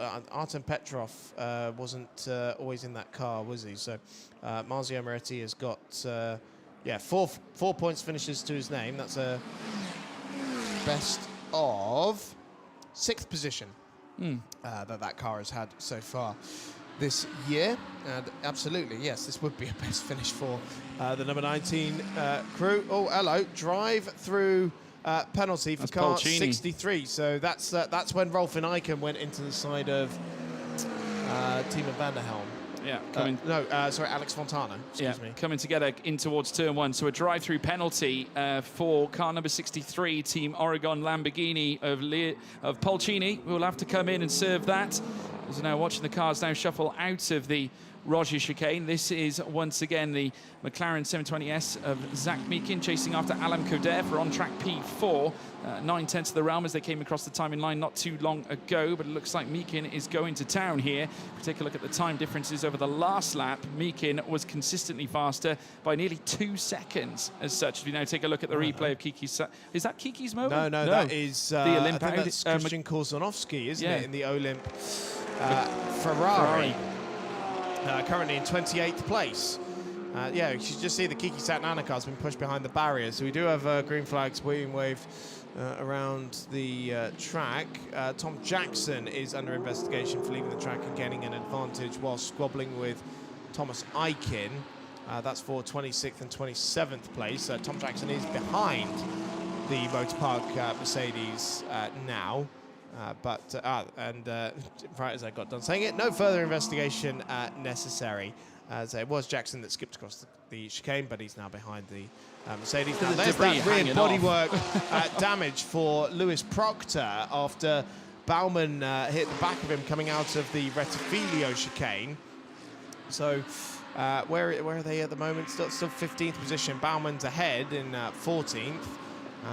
Car 16 is being told to give a place back to car 84. So that's Alam Kader in 4th position being told to give a place back to Zach Meakin. Not quite sure we saw what the incident was there. But regardless, there's going to be a swap for 4th position. My goodness, George, the sun has come out. Would you believe it? It started to brighten up here, and there's, if you look on the track, there's a dry line really starting to form here out on this Monza circuit. So that's going to perform wonders for the slick tyres as we're now watching the cars sprint down through towards turn 1. Of course, there is Lewis Proctor, like chasing after at the moment. Dominic Baumann, just look at that debris on the right-hand side of the car, just the loose bodywork. Fabian Schiller sets the fastest lap of the race for the 1:45.995 as they head out of turn 2 at the Rettifilio. There in behind too, we're currently watching the car collection Porsche of Gustav Bergström, who has got Marzio Moretti trying to close him down. There's 6.4 between them, and Marzio Moretti lapping reasonably well, nearly the same as Gustav Bergström. This is Lewis Proctor at the inside of the car that was being driven by Timo van der Helm. Now Bashar Mardini as they head around Kerber Alboreto. Blue flags being waved once again. This is for Bergström, who's obviously looking to try and get himself past Lewis Proctor, but there's still quite a lengthy gap between those two cars right now, and Proctor's more concerned about his own fight, which is taking place against Dominic Baumann as it stands. Aaron Walker, though, going fastest for get speed, 1:45.907. Yes, down in 23rd place overall. 45.9 out there. And I'll tell you what's astonishing about that, actually, is despite the state of the racetrack, I know it's drying up out there, but we are only about a second and a half away from the lap record, but that is Hash in the car collection Porsche, the number 12 machine that seems to have nosed the barriers down at De La Roggia. Yes, he has. He's lost it. There was already front damage on that car, was there not, before he even hit the barriers? But, of course, Hash, who just took his first Pro-Am win last time out in Barcelona, but that is obviously not how he wanted to end out his season, and he and Alex Fontana scored their first podium finish and win, but now out of this race by the looks of it. Yellow flags waving at turn number 4 at the De La Roggia chicane, unsurprisingly. I'd love to know if there was any prior contact that pitched Hash into that spin. We only caught the end of it, really. Marco Seibert now currently with the fastest lap of the race after that 1:45.883, and currently sat down in 8th place with 4 seconds to find. Oh yeah, there's some grass. There's evidence, George, of a further skirmish. Well done, Detective Stevens. Thank you. Just locating that grass on the inside coming into the Roggia chicane. Obviously playing a part in whatever happened to Hash when he headed into the barrier, and clearly obviously some issues. Whether he, like you said, clip that barrier on the inside before then spinning off into the next barrier heading through the Roggia, I'm not quite sure, but yes. He found reverse. He might get it going again, George. There's a chance. I mean, the car is still flashing. It's by no means off. He hasn't left the car, so let's wait and see what happens. Dean McDonald still lapping fairly consistently, though. He is still faster than Bergstrom behind by a good 2 seconds a lap. Of course, Bergstrom currently stuck behind traffic as well in his own right, but also needs to try and dig deep for a little more. He is fastest in the speed trap as it stands, or one of the faster drivers in the speed trap, that's for sure. And a full course yellow at 6 minutes past 1 local time. So in 20 seconds' time, we will go full course yellow. Now, this is something we haven't actually seen. No, that's a first. So far, yeah. I don't think it happened at Spa, and so obviously endurance format does require some endurance interventions, and so unfortunately it seems like that does mean that Hash's car is stricken down at turn number 4, and we are now under full course yellow conditions. So the car's slowing down to controlled speed, and it might give the marshals a bit of an opportunity to clean up some of the debris that has been strewn across the racetrack, such as down at the first chicane there, and then also there's someone's mirror hanging off from the exit of the De La Roggia as well. But 80 kilometers an hour the drivers are limited to, so we can see that on the live speed. And tucked right up behind the Marchand Jedlinski Olymp Audi is Dean McDonald, our race leader. So while we are under full course yellow conditions, let's take a look back at what has happened so far in this very, very eventful GT Open 500 so far. Remember all the way back when the East Talent Audi and the Motorpark Mercedes were on the front row of the grid? It's a very different complexion now. Everybody was tippy-toeing as there were plenty of cars on slick tyres trying to maintain the grip. James Kell vaulted into the lead on the wet tyres. Danny Zerbo had an incident down at Lesmo from the lead in Pro-Am. Simon Riker ended up a little bit gobbled up by the pack as he struggled for grip in the early stages of the race in that championship leading East Talent Racing car. But it was Marcello Hahn flying up the order. The bronze driver clearly on the right set of tyres because he was making pros look sluggish. The Oregon Lamborghini going toe-to-toe with their teammates, championship rival. Alex Fontana trying to find a way through as well. A lot of the action did, in fact, involve Simon Riker, then going side-by-side with Alessio De Leda, his nearest championship rival. We had contact between Rolf Ineiken and the Alex Fontana car collection Porsche, and Ineiken ended up picking up a 3-second, a drive-through penalty for that, sorry. Pit lane window opened, our first of 3, with Simon Riker handing the car over to Christopher Haase, as Marcos Seibert and Bashar Mardini went toe-to-toe into Lesmo 2, with the Mexican finding his way through. We had a brief yellow flag period at Ascari as Kiki Saknana brought his Get Speed Mercedes off the road, and now we're under full course yellow because Hash spun the car collection Porsche and nosed into the barriers at De La Rogière, and that is why we are currently under full course yellow conditions with 1 hour and 45 minutes plus 1 lap remaining. Yeah, still under the full course yellow, so the drivers have to respect the delta pace. You can still see that Dean McDonald is very close to the back of Marchand Jedlinski in the Audi R8 LMS for Olymp Racing. Audi, still the gaps being maintained at the moment between McDonald and Bergstrom, down in second as well. Just an update in terms of how the orders look across all classes. It is Dean McDonald leading overall. Alan Coder leading Pro-Am, currently overall P5. He's got quite a gulf in between he and P2 Pro-Am Marchand Jedlinski, who currently sits second, with Michele Rugolo for company. Of course, Rugolo will need to start lapping in to break into that 16.4 second gap that stands between the Ferrari and the Audi that we're seeing on screen right now.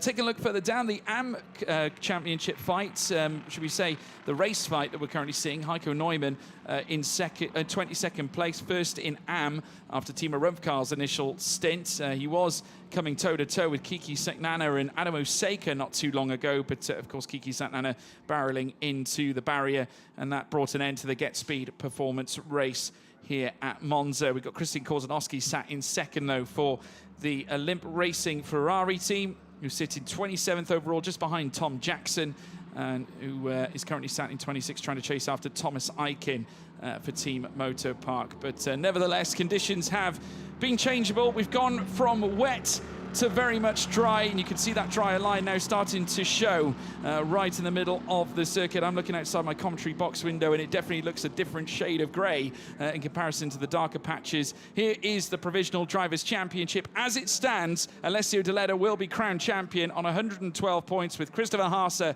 and Simon Riker 6 points in behind on 106, with Jordan Pepper down in third, Vincent Abril and Nicola Marinangeli fourth on 98. Should it remain this way, an Italian will win at an Italian track for an Italian team. In an Italian car, of course, as well. The Lamborghini Huracan.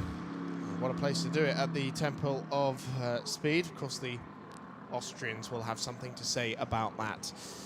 In this remaining hour and 40 minutes or so of this race, still we are under full course yellow conditions. Of course, one thing that will have to be considered when we go back green again, which part of the racetrack are you going to be on? Are you going to have to be accelerating down the long straight, or are you going to find yourself mid-corner and not have to build up so much speed? That is really the only way the gaps can change when you're under full course yellow, but the drivers will be given plenty of warning before we do go back green again. And it seems it's not just the Hash car that is being retrieved, as the marshal's taking the opportunity to clean up elsewhere around the racetrack, but that number 12 car collection Porsche is still there in the runoff area. It looks like it's not going to be going any further, though. Jordan Pepper here in 6th position, car that started outside of the top 20 in 21st position.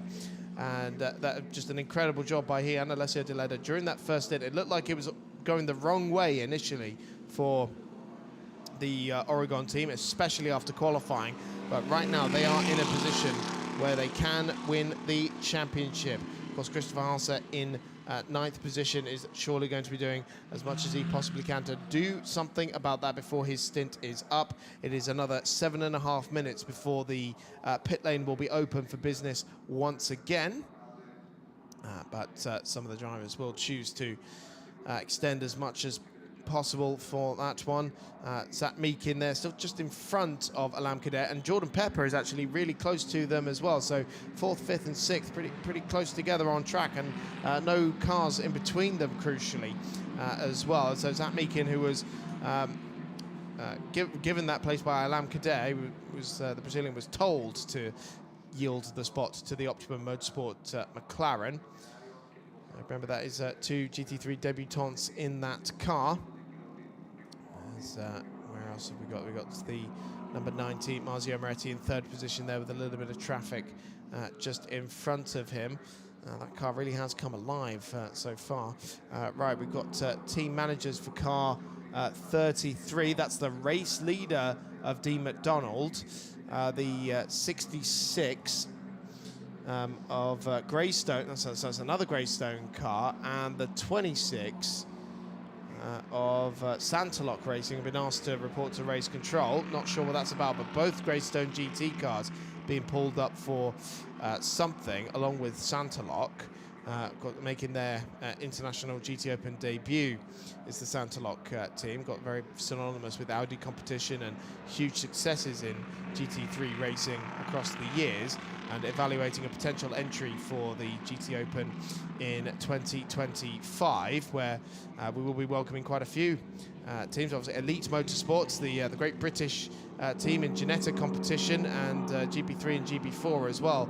They've announced that they are arriving next year with a Pro Ferrari 296. Barrier work at the Della Roggia being needed just to push those Tech Pro barriers back into place. That's why we are still under safety car conditions. But there is the Santalock Audi as well. But yeah, we'll be joined by Elite next year, and yeah, all the noises we're hearing about next year are just extremely positive. And I don't think it's beyond the realms of possibility, George, that next year, as it looks like this full course yellow is going to turn into a full safety car potentially. That's going to be a little bit awkward because there's not exactly a lot of space between the race leader and the Olymp car, but Dean McDonald's going to create it. So this full course yellow has now turned into a full safety car. But yes, George, I was going to say, I don't think it's beyond the realms of possibility next year that we could have one event, a 40-car field. There's a very good chance where we could achieve that, and confirmation on the timing screen, folks. Obviously, you can see it on screen as well, safety car taking the helm. But yeah, very exciting for next year. With Santalock coming in to sort of test the water here with this round here at Monza. They've been quite busy, has to be said, across many realms of motorsport, taking part and opening up a single-seater program as of last year. As we take a look inside race direction, up in race control, there is Neo Santa Maria on the right-hand side, hard at work as she always is. We saw her presenting trophies this weekend as well on top of that, so multi-talented it would seem, certainly where it comes to utilising the jobs. But you know, she's been a sensational servant for the International GT Open, as well as her work with F1 Academy as well.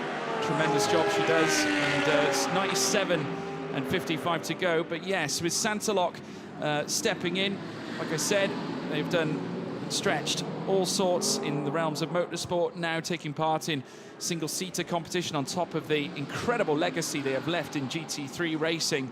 And now it looks like we could be on the precipice of seeing them do it once more, this time in the International GT Open for a full campaign next year. We hope so.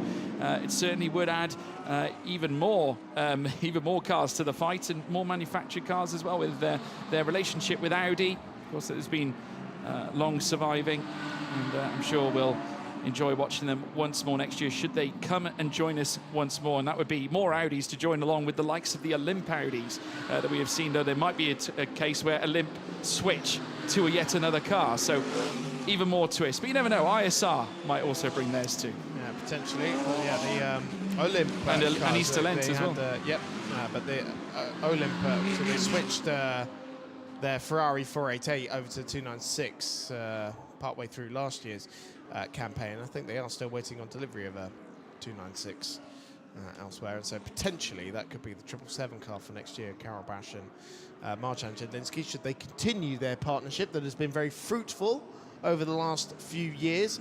A Pro-Am Championship back in, what was it, 2022 for the Polish pairing, and I do believe as well they'll be out in Valencia next weekend representing Team Poland in the FIA Motorsports games, as will Dexter Muller and Yannick Mettler for Team Switzerland. As Olymp did last year as well, representing the Polish outfit. And I must say, I remember watching back safety car coming in this lap, but they had a fantastic season in 2022, taking on Rima Jafali and Adam Christodoulou, who were an incredible team lineup at Theba Motorsport. But the safety car about to come in, Chris, and a different complexion here. Obviously, Zach McDonald, or should I say Dean McDonald, at the head of the order, has got Bergstrom now a few cars in behind. Let's see if Bergstrom can whittle his way in. Just under 96 remain as we go green racing once again. Dean McDonald weaving across the front straight to try and generate that tyre temperature. Of course, that has eroded his race lead. It is now 1.4 seconds, but there are a few cars between the first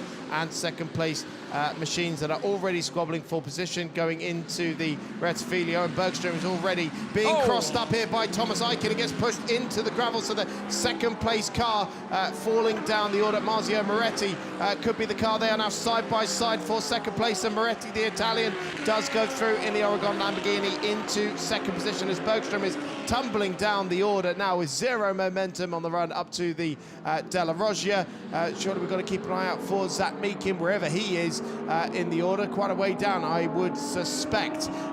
What this has done is put the lapped runners at a bit of a disadvantage here as Jordan Pepper has made up one place on Alam Kader in that restart. Remember, they were line astern on the racetrack, but this is the moment again with the 95 of Thomas Eichen, the former British F4 racer, just nudging the second place car of Gustav Bergström into the gravel trap that then cost him a place to Marzio Moretti. Yeah, and we've got the driver change window opening up in 30 seconds as well. So brace yourself, folks. You could be seeing a sea of cars come in to make their changes. Do wonder whether they might decide to do that with the Greystone GT, or will they take advantage perhaps of some of the lapped cars being in between, allowing them to carry on further. Giuseppe Cipriani now heading through. Now, that's a slow motor park car further back. Not quite sure what's happened there.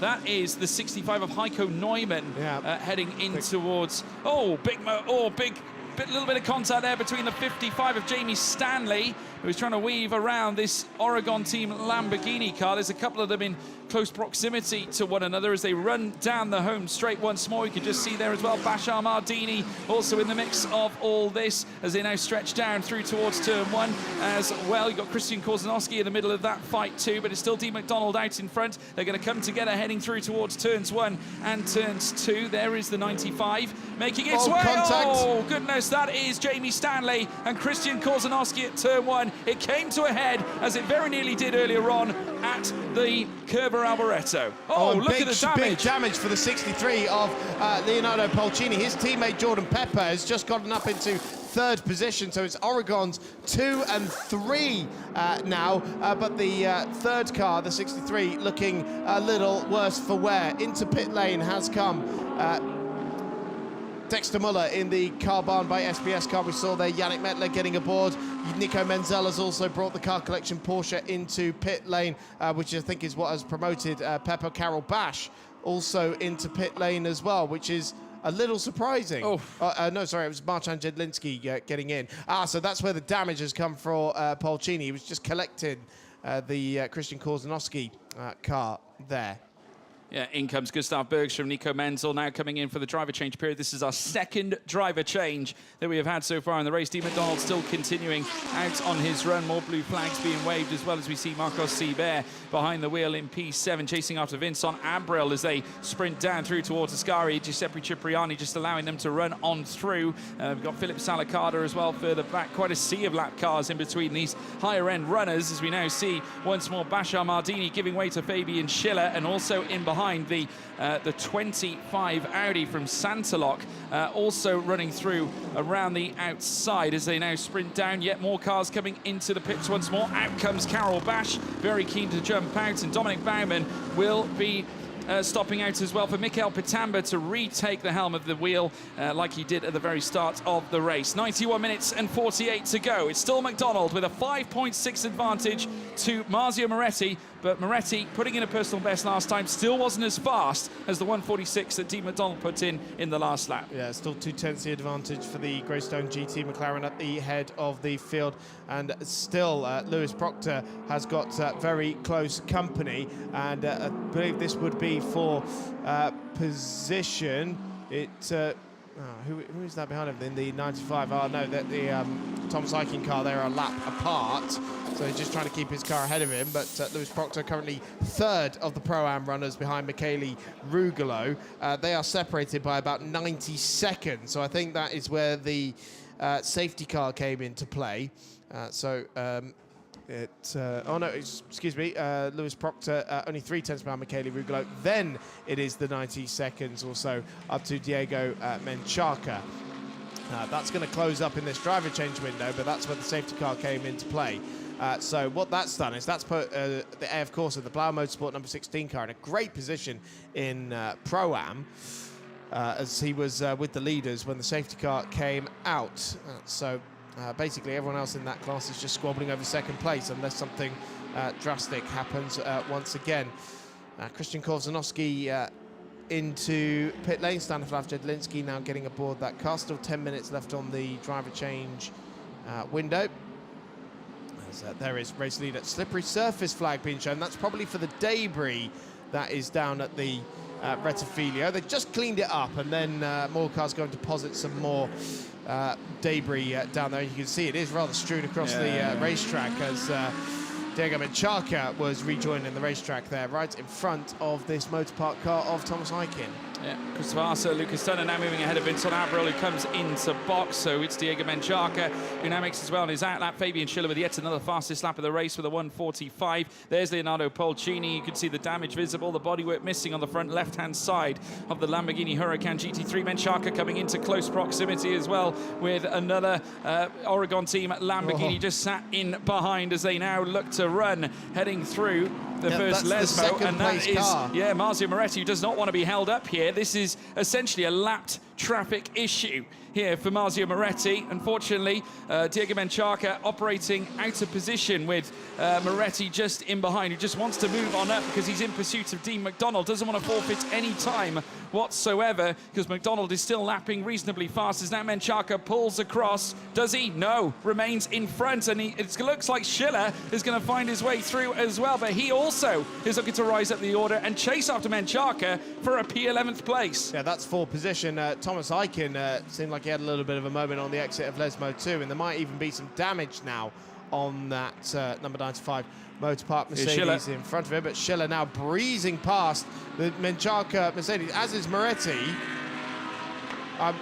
There seems to be a problem on that Motorpark car because he's being eaten up by the order. Please do not tell me it's another engine issue on that Motorpark Mercedes, where he seems to have found a little bit of speed now, but he just slowed up so much down the front straight. Yannick Mettler getting his elbows out with Stanislav Jedlinski into the first chicane, and all drivers are kicking up some bits of the debris and gravel that's been brought onto the racetrack after that incident between Christian Kozanowski and Polcini that was caught up in that as well. And then it was the Laurent de Meier's car that went round in that one. Mikey Porter getting back on board the Optima Motorsports McLaren. Zach Meekins brought that car in, and Nicola Marinangeli is now back aboard the number 51 AF Corsa run Spirit of Race Ferrari as well, just rejoining the racetrack.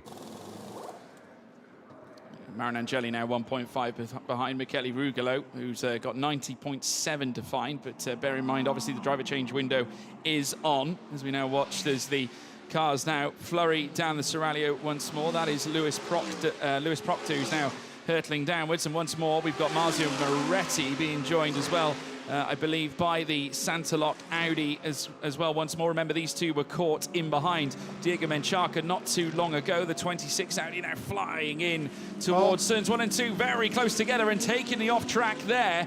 I believe that's Walker, who's just taken the escape, and fortunately enough kept the car running so he didn't get trapped into the grass. And we have seen a little bit of that through the course of this weekend, though it has dried up a little bit out there since then.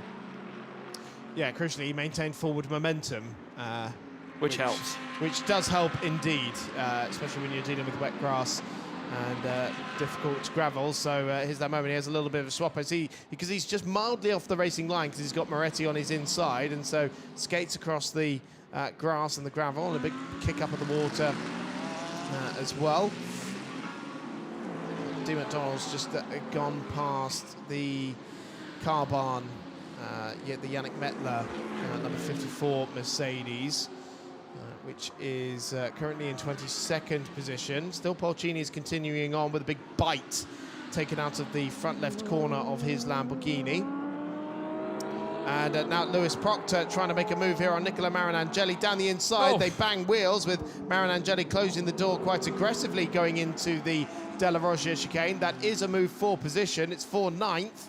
And Lewis Proctor ended up losing the place there to Schiller as a result of that as well. I think because he slightly went across the chicane, didn't he? So probably felt the need to slow up and yield a spot to avoid a penalty. Yeah. down the Seraglio now as we take a look at a replay. This is the moment heading into the Rogier, and yes, Maranangeli just really shutting that door just a bit too late in the day. He continued onwards, taking the off track, and then in towards Lesmo 1. And unfortunately for Lewis Proctor, he forfeited a couple of places. As now we see the 63 Lamborghini trying to, but he'll have to dodge out the way here of Dean McDonald, who leads this race. And further back, you can see the car that's being driven by Yannick Mettler, currently sat in 21st, now starting to pursue after Rolf and Eichen as they now head down. And in comes our race leader, Dean McDonald. This is the change. So James Kell will be getting set to jump into the car. Rolf and Eichen now back ahead of that Greystone GT, but not in terms of an on-track position. In comes now the McLaren 720 SGT3. Greystone with a huge chance here to take a huge result. And what a way to take your first race win this season if James Kell, as well as Dean McDonald, can make this work. One of the most bizarre races we've ever had. But of course, James Kell getting back aboard the car now. He's going to find the racetrack is in a very different state to when he left it around 45 minutes ago. So these will be his first laps on slick tyres, I would imagine, as well, because we think he was on wets for the first stint. And so Jordan Pepper now leads the race with Marzio Moretti, having also just brought the number 19 Oregon Lamborghini into pit lane, with Artem Petrov now getting back aboard the car. So Jordan Pepper in the championship contending car now leads. Haas is not far away, though. No, he's only 7 or 8 seconds up the road, so that safety car did really help East Talent a little bit. But so far, Haas's pace doesn't really seem to be enough to close in on Pepper, because he just did the fastest lap of the race, did the South African last time around, a 45.5. We're now only about a second away from lap record pace around here. Of course, the lap time significantly faster than a year ago, because we've opened up the circuit, much flatter curbs, and the new surface is yielding an awful lot more grip, even if it has been rained on quite a lot, which have got washed away all the rubber that was laid down yesterday, although there wasn't actually much, because we've had a bit of a washout all weekend, really. So there was not much put down to begin with. But Jordan Pepper trying to find a way around the Diego Menchaca Mercedes in 14th position and put a lap on the Motorpark car. Looks like Michele Rugelo's come into the pits as well, so that's allowed Gino Forgione to step back in. Schiller moves up to 8th, Maranangeli up to 9th, Proctor as well into P10. Just look at this, though. We got the race leader, Jordan Pepper, now trying to move up as well. You can see there in the distance, Alam Coder, and further back, the East Talent Audi of Christopher Haase around the outside, past the lap traffic, goes Jordan Pepper as he now flies through, heading in. Now, is that a move for position further back as well? No, Philip Ellis there is down in 22nd position, so Mercedes Works driver 12 seconds down from the next car, which is Team and Van der Helm. They were having fun with the fuel hose there, trying to get that onto the Ferrari, with Michele Rugolo obviously coming in, Gino Forgione stepping into the car as well. So not ideal for the pit stop when things like that go wrong, but Jordan Pepper has now got a little bit of clean air in front of him now, though he does have a Get-Speed Mercedes lying in wait for him. Alam Coder still managing the pace rather well. Haas, though, starting to eat into that delta, though the last lap, Coder was a little bit faster. I say a little bit, it was around 200ths of a second. Yeah, not much between them at all, really, was there? Although, now on that last lap, Haase took out over a second, but Jordan Pepper, of course, was lapping traffic, so he went from being in the mid-45s to the mid-47s, whereas the two cars behind him are in the mid-46s.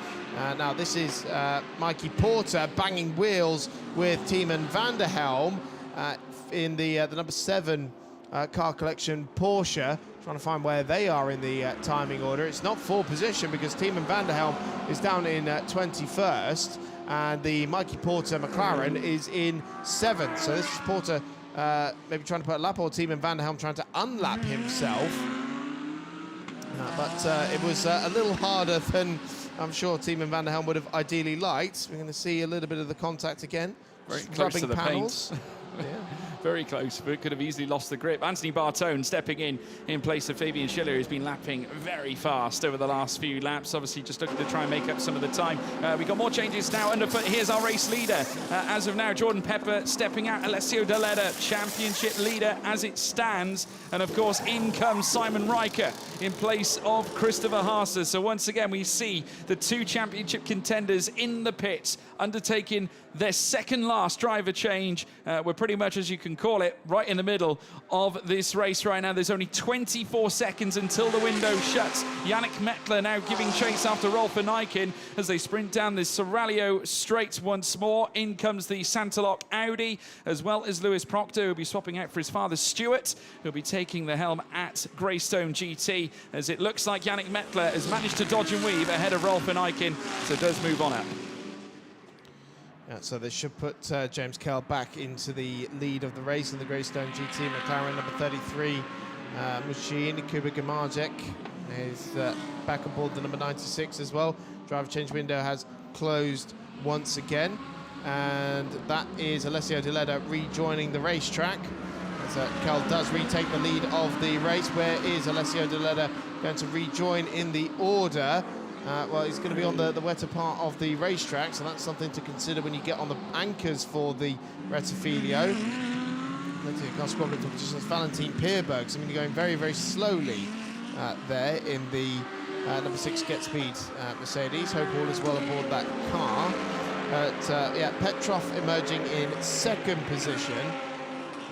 There is Jordan Pepper, and yeah, he's looking a lot happier with Jerry Calavisio now than when I spoke to him yesterday. That is for sure. All straight off the road goes the number 95 of Morten Stromstedt. Kari just over from Thomas Eichen, down in 25th position. So let's see if we can ascend some sort of order. 4th position it is for Alessio Daletta, it should be. Only about a second behind Marcello Hahn. Now, of course, that's the bronze driver in the Pro-Am car. So, yep, there it is. There's the number 16, the Blau car going through the picture, and Daletta. But look at Simon Riker, right with Alessio Daletta as well. And remember, whoever comes out on top of these two cars is in the best position in the championship. And Riker is already on the back of his championship rival. So suddenly, once again, it's game on between the top two in the standings. And not forgetting, we got one more stop to do, but this could yet send a message, set a precedence before we venture into that final phase of this race.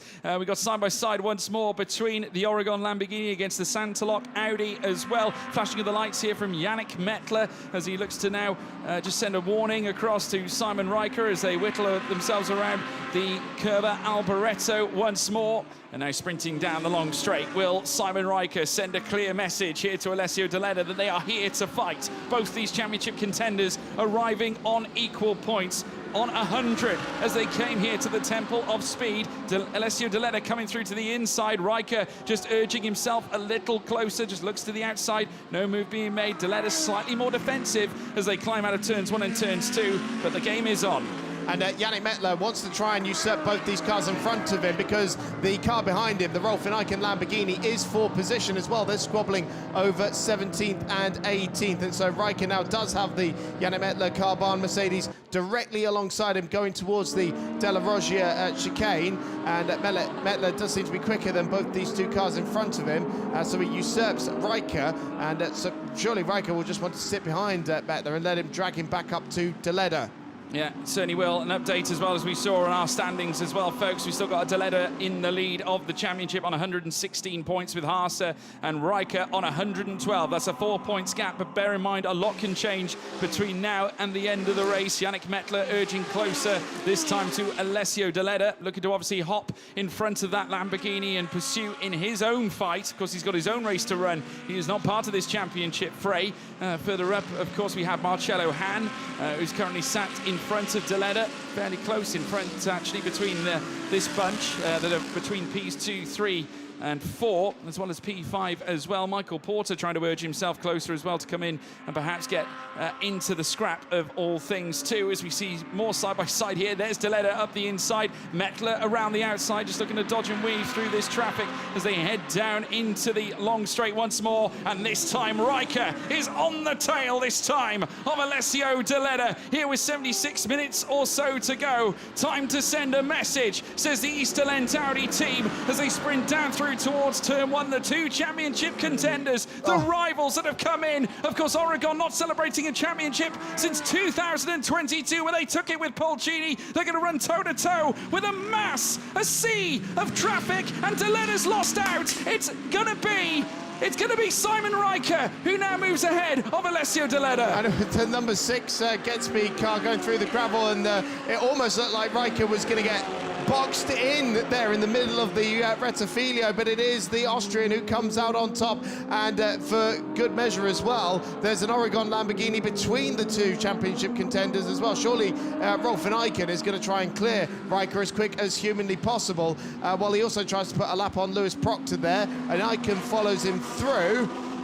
Now that is now Riker back up into a championship-taking position in 4th place now with 75 minutes left on the clock. Little wobble there for Lewis Proctor as Deleda will try and put a lap on the Greystone GT McLaren. But Mikey Porter right behind Deleda as well. Remember, that car is not scoring nor blocking points, so if Deleda loses a spot to Porter, it won't change anything in terms of the championship. He'll still get the same number of points. And Porter nearly had his nose chopped off there by the sister McLaren from Greystone GT.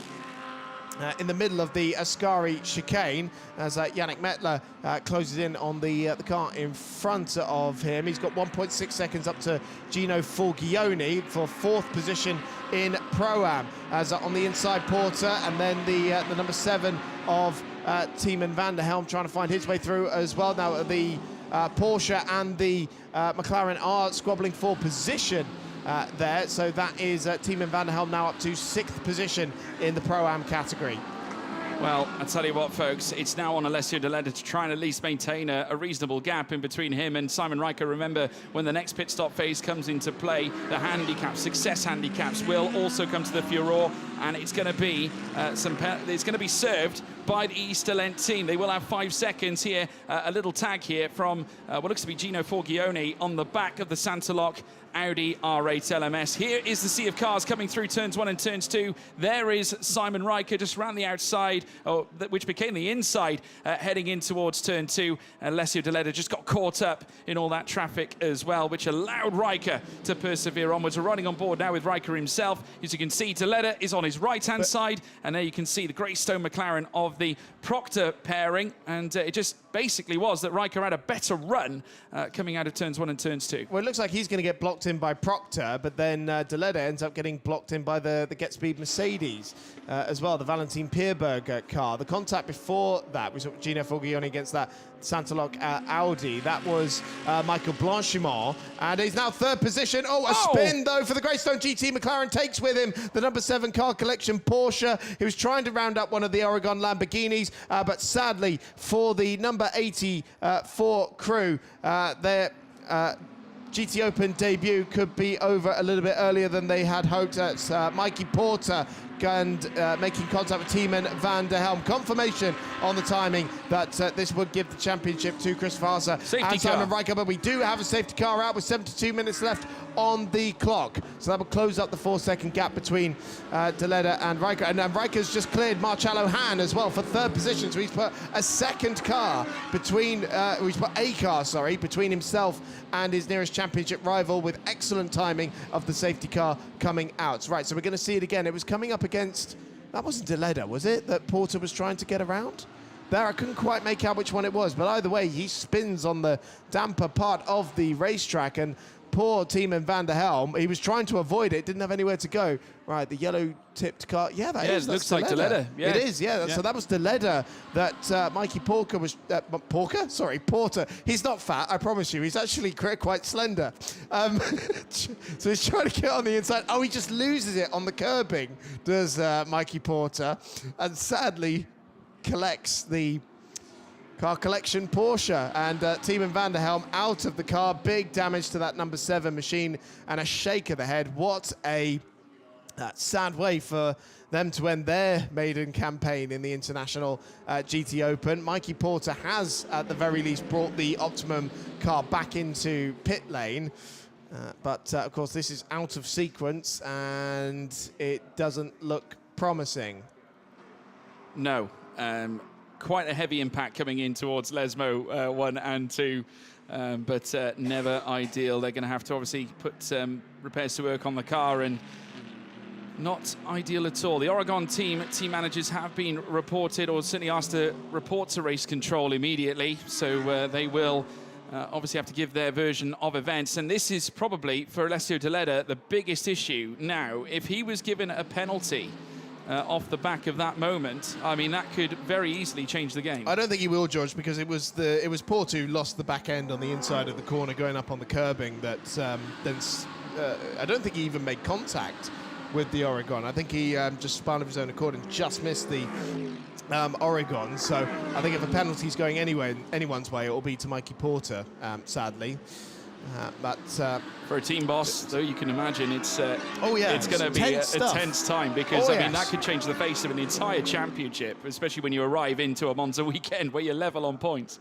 You know, that stuff hurts. Well, James Kell's advantage that he had started to re-establish, it was around 11 seconds or so, has been eradicated. It's now just 2.8 seconds. And he's got 2 cars between himself and Artem Petrov.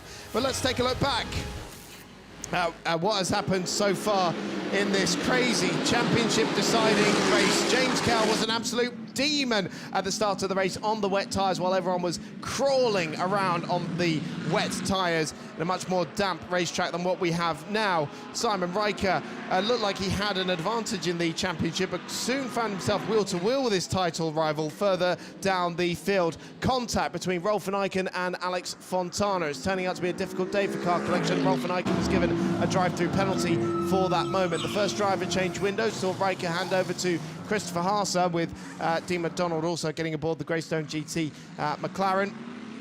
Plenty of squabbles further back. When we got back going after a safety car, Gustav Bergström from second position was forced into the gravel trap, and then the car collection Porsche had yet more dramas. We had contact into the Rettifilio between Christian Korzynowski and Laurent de Meus that then damaged the Leonardo Polcini, number 63, Oregon Lamborghini, just behind him.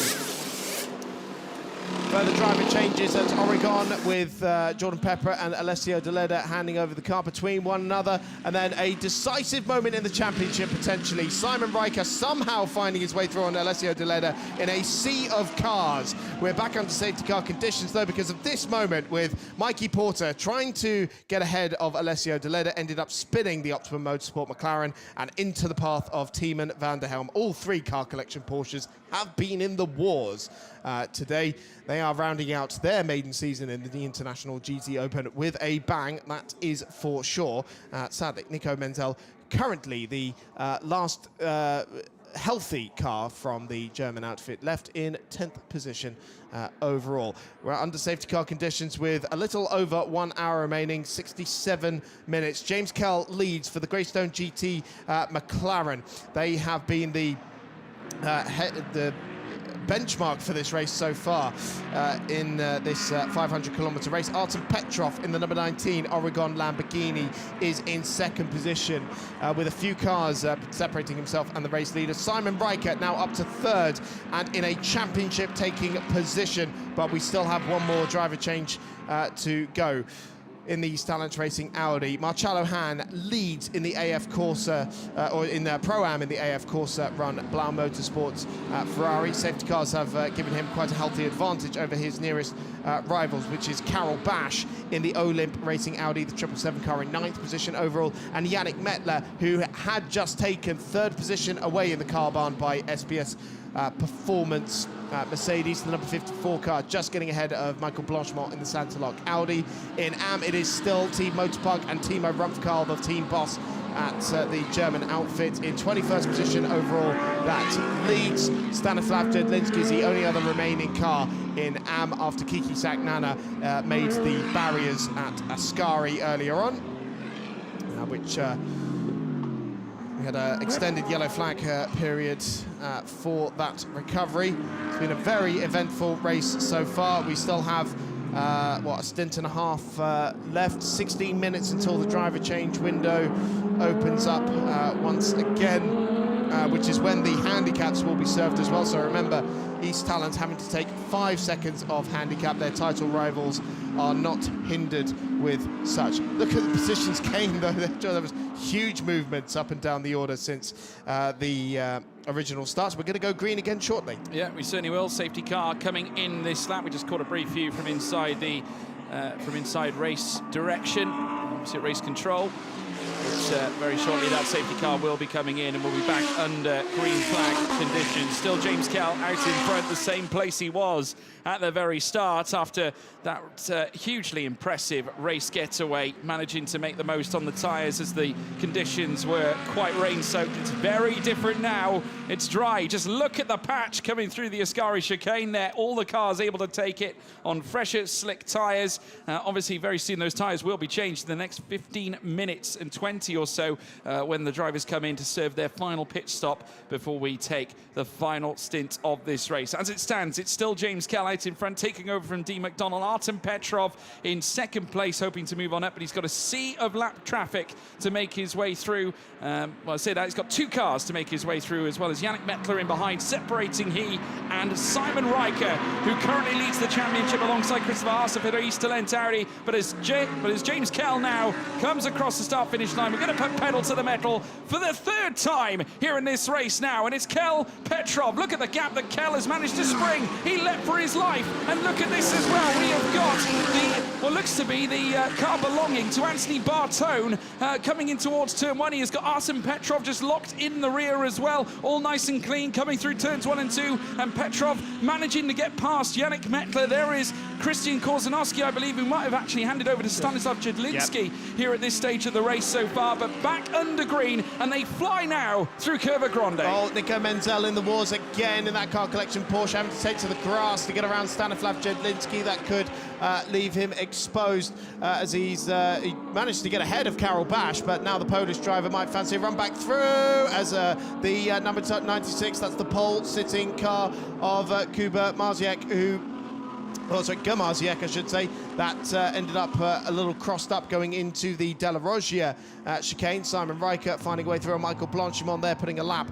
on the Santaloc Audi, and back on board with Riker here, who is in 3rd position and 1.1 seconds back from Artem Petrov in 2nd. But James Kell has absolutely pulled the pin, 2.7 seconds. He's got a car in between himself and Petrov, and it is the number 9 Get Speed Mercedes of Anthony Bartone. They're back in their regular red colours after repairing that car after the aquaplaning moment at Red Bull Ring for Anthony Bartone. They were using their GT World Challenge car, the bright yellow machine, last time out in Barcelona, but now back in the usual red colours as the Pro-Am race leader Marcello Hand there was looking to put a lap on Michael Blanchimont.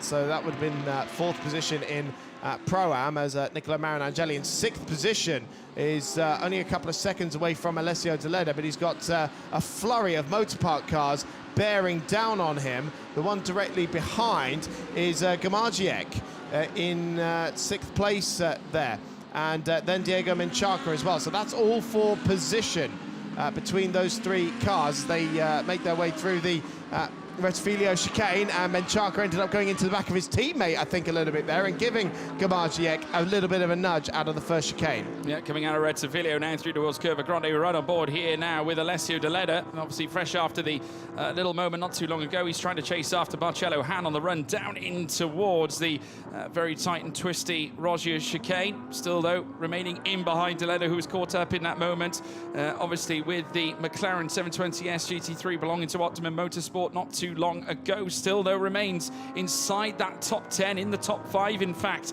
looking to try and bring that delta down. Remember, Simon Riker, when he next stops, will have to serve that additional 5 seconds of success handicap, with Deleda not having to serve a single thing. If he can at least remain within touching distance of Riker, then this race is blown wide open, and it will be left to a straight fight between Jordan Pepper and Christopher Haase. Yeah, Riker's sole job at the moment is to make sure he gets those 5 seconds. seconds over Alessio Deleda in the remaining 11.5 minutes. But that's going to be easier said than done because he's got cars squabbling directly in front of him. The car directly in front of him is Yannick Mettler, the car that is in third in the Pro-Am standings.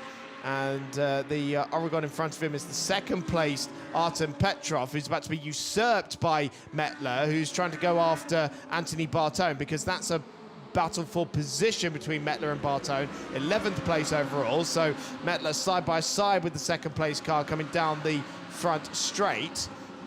And trying to get back on the dovetails of the car. Is squabbling with position of Riker, trying to find his way through on the inside. So that's second and third now line astern on the racetrack. And Petrov's exit was a little bit compromised as he came off the back of Mettler's tail. And Riker is in the slipstream of another Oregon Lamborghini teammate to the car he is fighting the championship with. And so hopefully Petrov plays nice.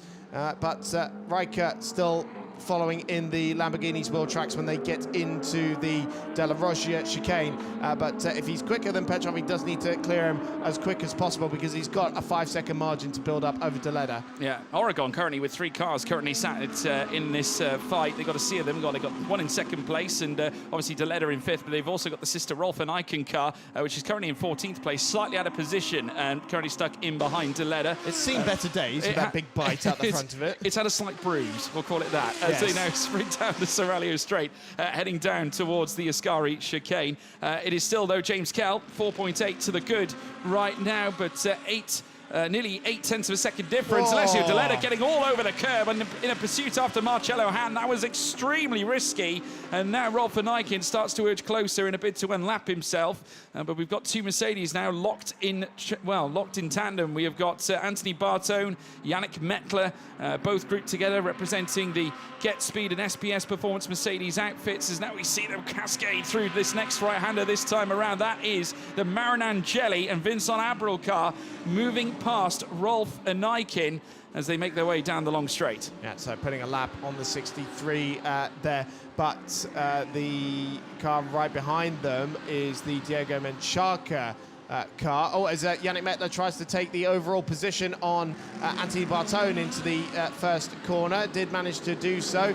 This is Deleda and trying to chase after Marcello Hahn with Marin Angeli for incredibly close company, and Diego Menchaca in there as well. Simon Riker building up the speed in the wheel tracks of the Oregon Lamborghini, the number 19 car that sits in second position.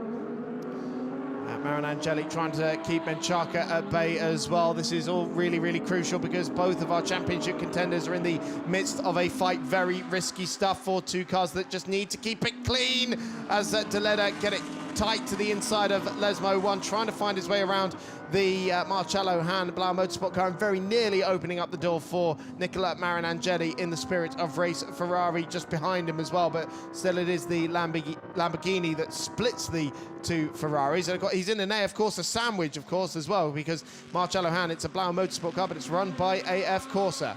Yeah, we've got to talk about Deleda's time gap as well, because it's 4.9 between Hahn and Riker. So as it stands, that 5 seconds has been dissipated here at this stage. And look at Nicola Marin Angeli's exit coming out of Ascari. You've got to remember as well, mathematically, he and Abril also in the championship tussle, but they will need a few things to go their way. Not to mention they've got a 10-second success handicap, and Marin Angeli swarming all over the back of Marcello Hahn coming through. But crucially, Alessio Deleda has moved past him for 4th place and now pursues after Simon Riker. Here this time, Marin Angeli around the outside as well, coming out of Alboreto. He also looking to move up above Hahn and chase after Deleda. There is, of course, the driver of Diego Menchaca for Team Motor Park also going up as well.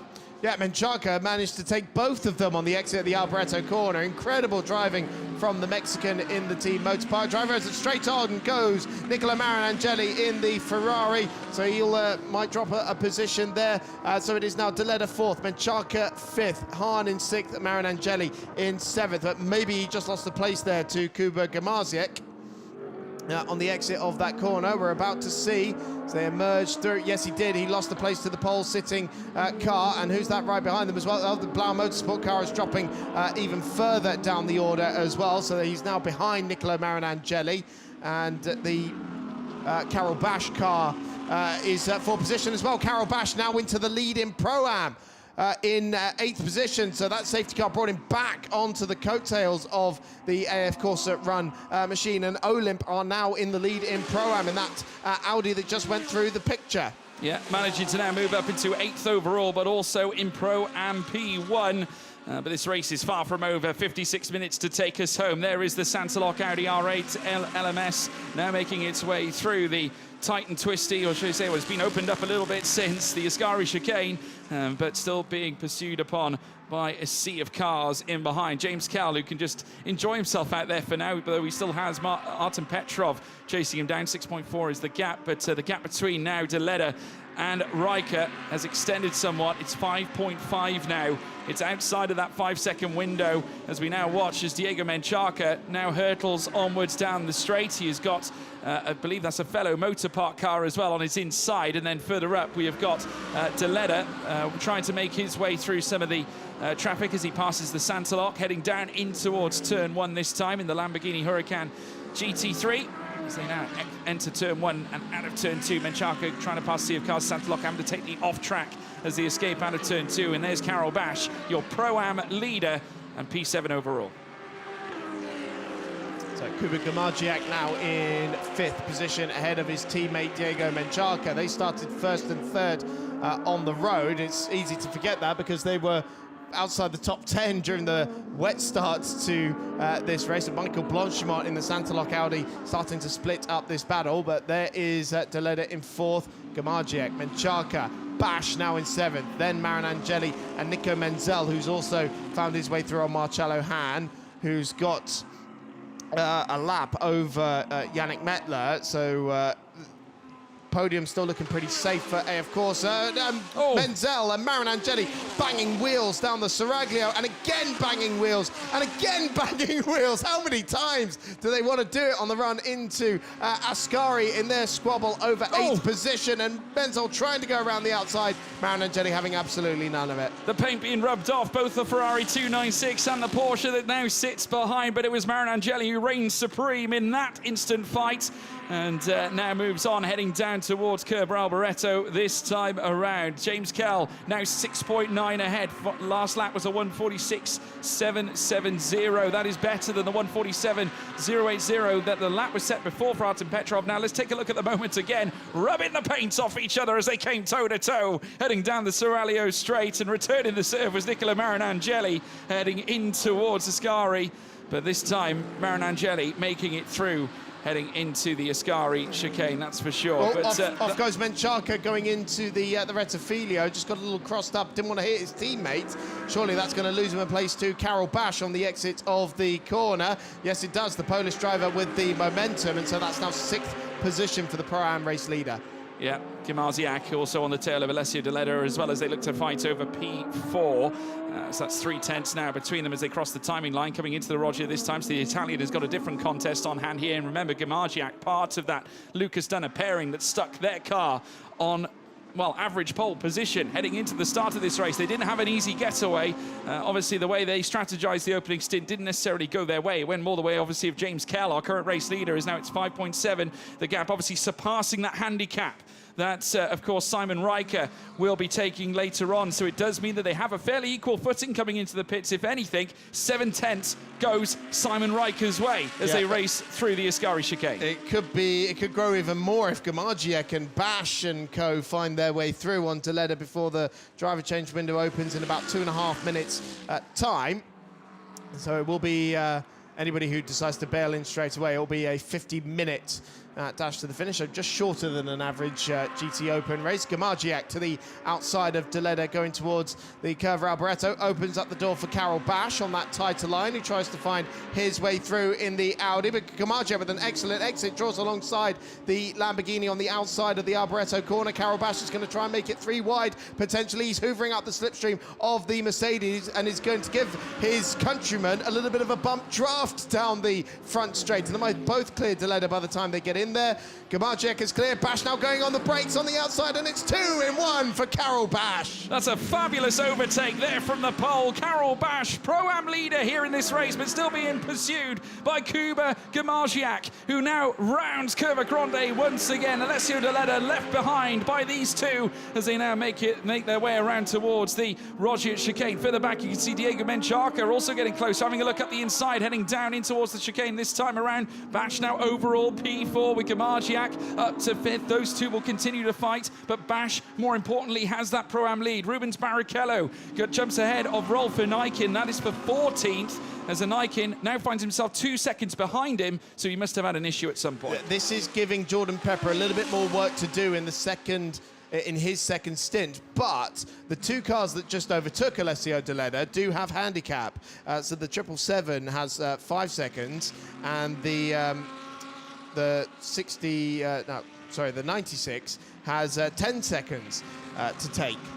So they might still jump them in that pit stop window, but if Menchaca gets behind them, that's another unhandicapped car. Right, what's happened here with the Il Baron Rampante of Rubens Barrichello making contact with the car that is second place in Pro-Am, the Blau Motorsport Marcello Hahn car. So that was Barrichello trying to unlap himself. Barrichello currently 5th in the Pro-Am standings as Diego Menchaca closes up to the back of Alessio Deleda, who's arrived at pit lane just a little bit too early. Still 15 seconds left on the clock before the driver change window opens, so it will be another tour of the Monza circuit before these guys are able to peel right out of Curva Alboreto and then into pit lane, as again Marinangeli and Menzel do battle, this time into the Rettifilio.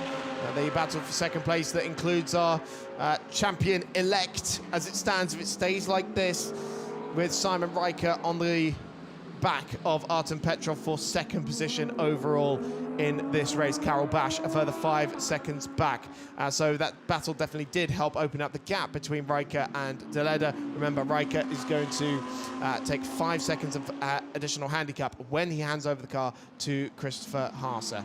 Riker's had a really good stint, though, so far. His last laps have been actually consistent with the likes of James Kell, who's leading this race. They're both lapping around 146.7s, 146.9s.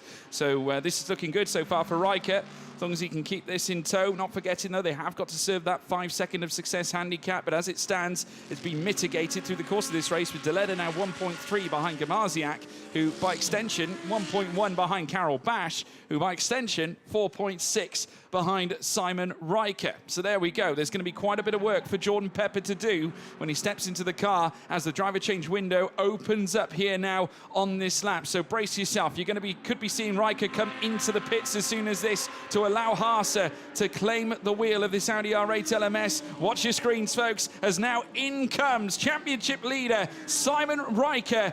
And Christopher Haase will step in place of his teammate. No doubt Alessio Deleda will do exactly the same. In comes Gamaziak as well, and he's not alone. He's bringing along Alessio Deleda just in behind him, as well as Diego Menchaca, who will hand over to Marcos Seibert. Petrov now leads. Nicola Marinangeli also in the pit lane as well, with Dean McDonald now climbing aboard the race-leading Greystone GT McLaren. There is Christopher Haase. It is one stint that remains for these guys to determine the championship. We've had 13 absolutely incredible races, and well, this is the 14th incredible race of the season as well, where the championship has just toed and froed, but now it is over to Christopher Haase and Jordan Pepper. Alessio Deleda yielding control of his championship fate now to his teammate and Lamborghini factory driver. Remember, Jordan Pepper not in the fight because he missed the Budapest round. He was competing at the 6 Hours of the Glen that weekend, so they have a different points tally. It's Deleda going for the championship in that number 10 car. At the moment, it is in the favour of East Talent Racing, but they do have the 5 seconds of handicap to serve. We think they should still come out ahead of Jordan Pepper, but we'll wait for that, as Marzio Moretti now leads in the number 19 Oregon Lamborghini. Yet to do his third and final stop. He's got another 11 minutes to do so before handing back over to... did I say Marzio Moretti was leading? Sorry, I meant Artem Petrov. Petrov will be coming in before he hands shortly. back over to Marzio Moretti. Excuse me. Been a long weekend, George. Petrov will be coming in to exchange for Marzio Moretti. Carol Bash in second place. And now they're going to be calling upon Jordan Pepper here at Oregon to try and make things happen. Riker comes out and they're together, leaving the pit lane. It's exactly as we thought. Obviously, with the 5 seconds being implicated, it's still enough of a gap, though, that has been brought out through the course of that last stint. Carol Bash, now the overall race leader. You can guarantee that Bash is going to go as long as he can to protect this Pro-Am lead. Yannick Mettler and Dexter Muller with a great chance of taking Pro-Am second if they carry on as well, but there's quite a gulf for them to claim, but they've got to factor in as well Alan Coder, who's already made his stop, and Barrichello will be coming in soon as well, but you can guarantee that he is going to do the distance here in this stint as well. Nico Menzel now up to second as Moretti is in the car now. Artem Petrov stepping out as the Oregon Lamborghini gets set to go back out again. They have been brilliant through the course of this race, and this will be a season's best for sure if they can hook this one up and take it home. But all eyes as well on Dean McDonald, who has had a monster stint alongside James Kell. Christopher Haase now behind the wheel of the Easterlent Audi R8 LMS, now perusing through the Ascari chicane. The fight is now on. The gap is fairly minimal. Can Jordan Pepper eat into that 4.2 second gap that will decide the fate of this championship? Well, so far on this outlap, the pace is in Christopher Haase's hands because it was 3.6 seconds, but Haase pulled out 0.6 in the middle sector alone. So right now it is advantage East Talent, but we'll keep an eye on the gap over the remaining 45 minutes of this race. The two cars fighting for the championship, the two cars that came here level on points, are now line astern in the order, 5th and 6th on the road. They will inherit further places when Carol Bash and Nico Menzel do their final stops. That should also come out behind Marzio Moretti because that number 19 car is unhandicapped. And yes, Moretti just making his way around the Curva Grande, well clear of Christopher Haase. So that should still be net third position for the East Talents Racing Audi, and then 4th for Jordan Pepper, as he's taken back some of those spots from the cars we mentioned that Lucas Dunner and Vincent Abril had additional handicap to take. So we'll see where Bash and Menzel come out in relation to them. This is the number 95 of Thomas Eiking getting back aboard the Motorpark Mercedes, taking over from Morten Stromsted.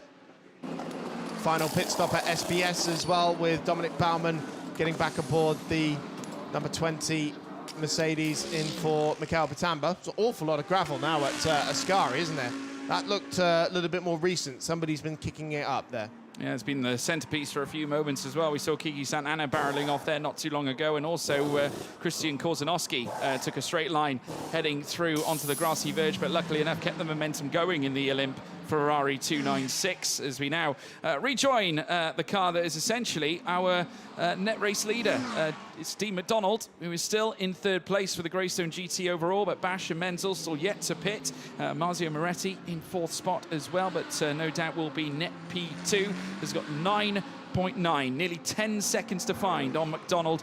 This could be a very historic day here for Greystone should this carry on. This could be their first win in the International GT Open, in fact, that we have seen in its history, as we now watch them head through Curva Grande once more. Still at this stage, the fight perusing through with Haase and Pepper, taking a look at the last laps that they made their way around on. They are fairly equal to one another. There is only a small matter of a few, well, actually 100th, what is that? That's looking like 17 thousandths to me between them over the last lap. If Greystone GT does do this, we'll have our 8th different winner of the season, and that will tie us for the 2nd most competitive season, if you like. 2018 and 2017 we had 8 different winners. Didn't quite hit the heights of 2016 where we had 11 different winners, but still a remarkable statistic with 12 different pole sitters as well. What a year for the International GT Open. Right, Christopher Haase is sandwiched between two Oregon Lamborghini here, which could be somewhat interesting as the gap between Moretti and Haase is decreasing. It's 2.5 seconds now.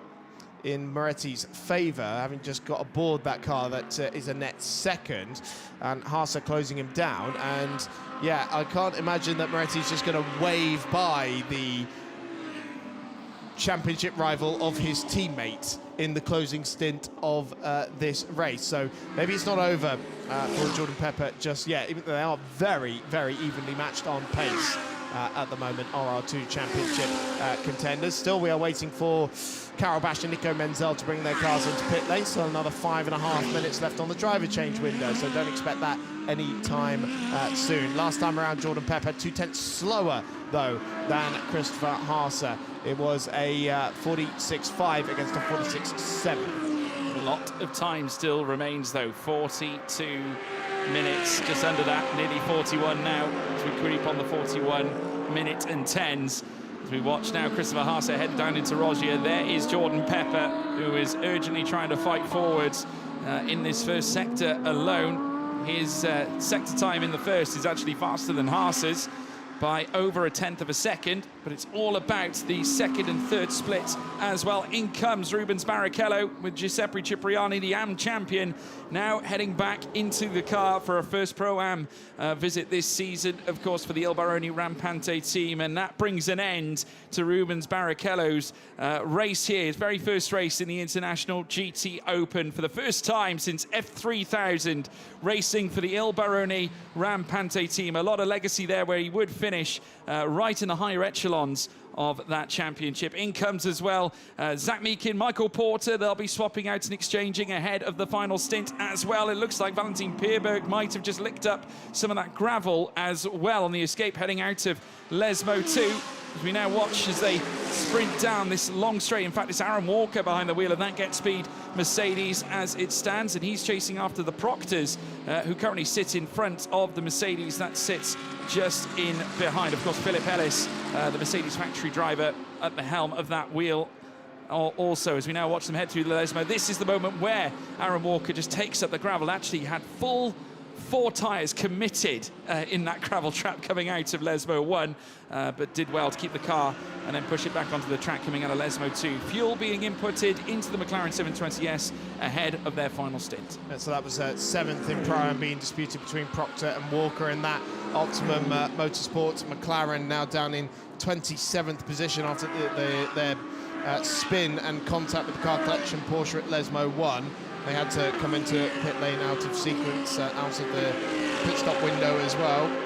So they've been through the pits an extra time, and yeah, it's not going to be a headline result for Optimum Motorsport, but certainly a character-building GT3 debut for Mikey Porter and Zach Meakin, as Thomas Eichen in the number 95 car continues on his way, still down in 23rd place. Dominic Baumann very nearly comes a cropper with Giuseppe Cipriani going into the Della Roggia, as Dominic Baumann down in 17th place, and that is actually for position, for 16th position overall between the Pro and the Pro-Am car.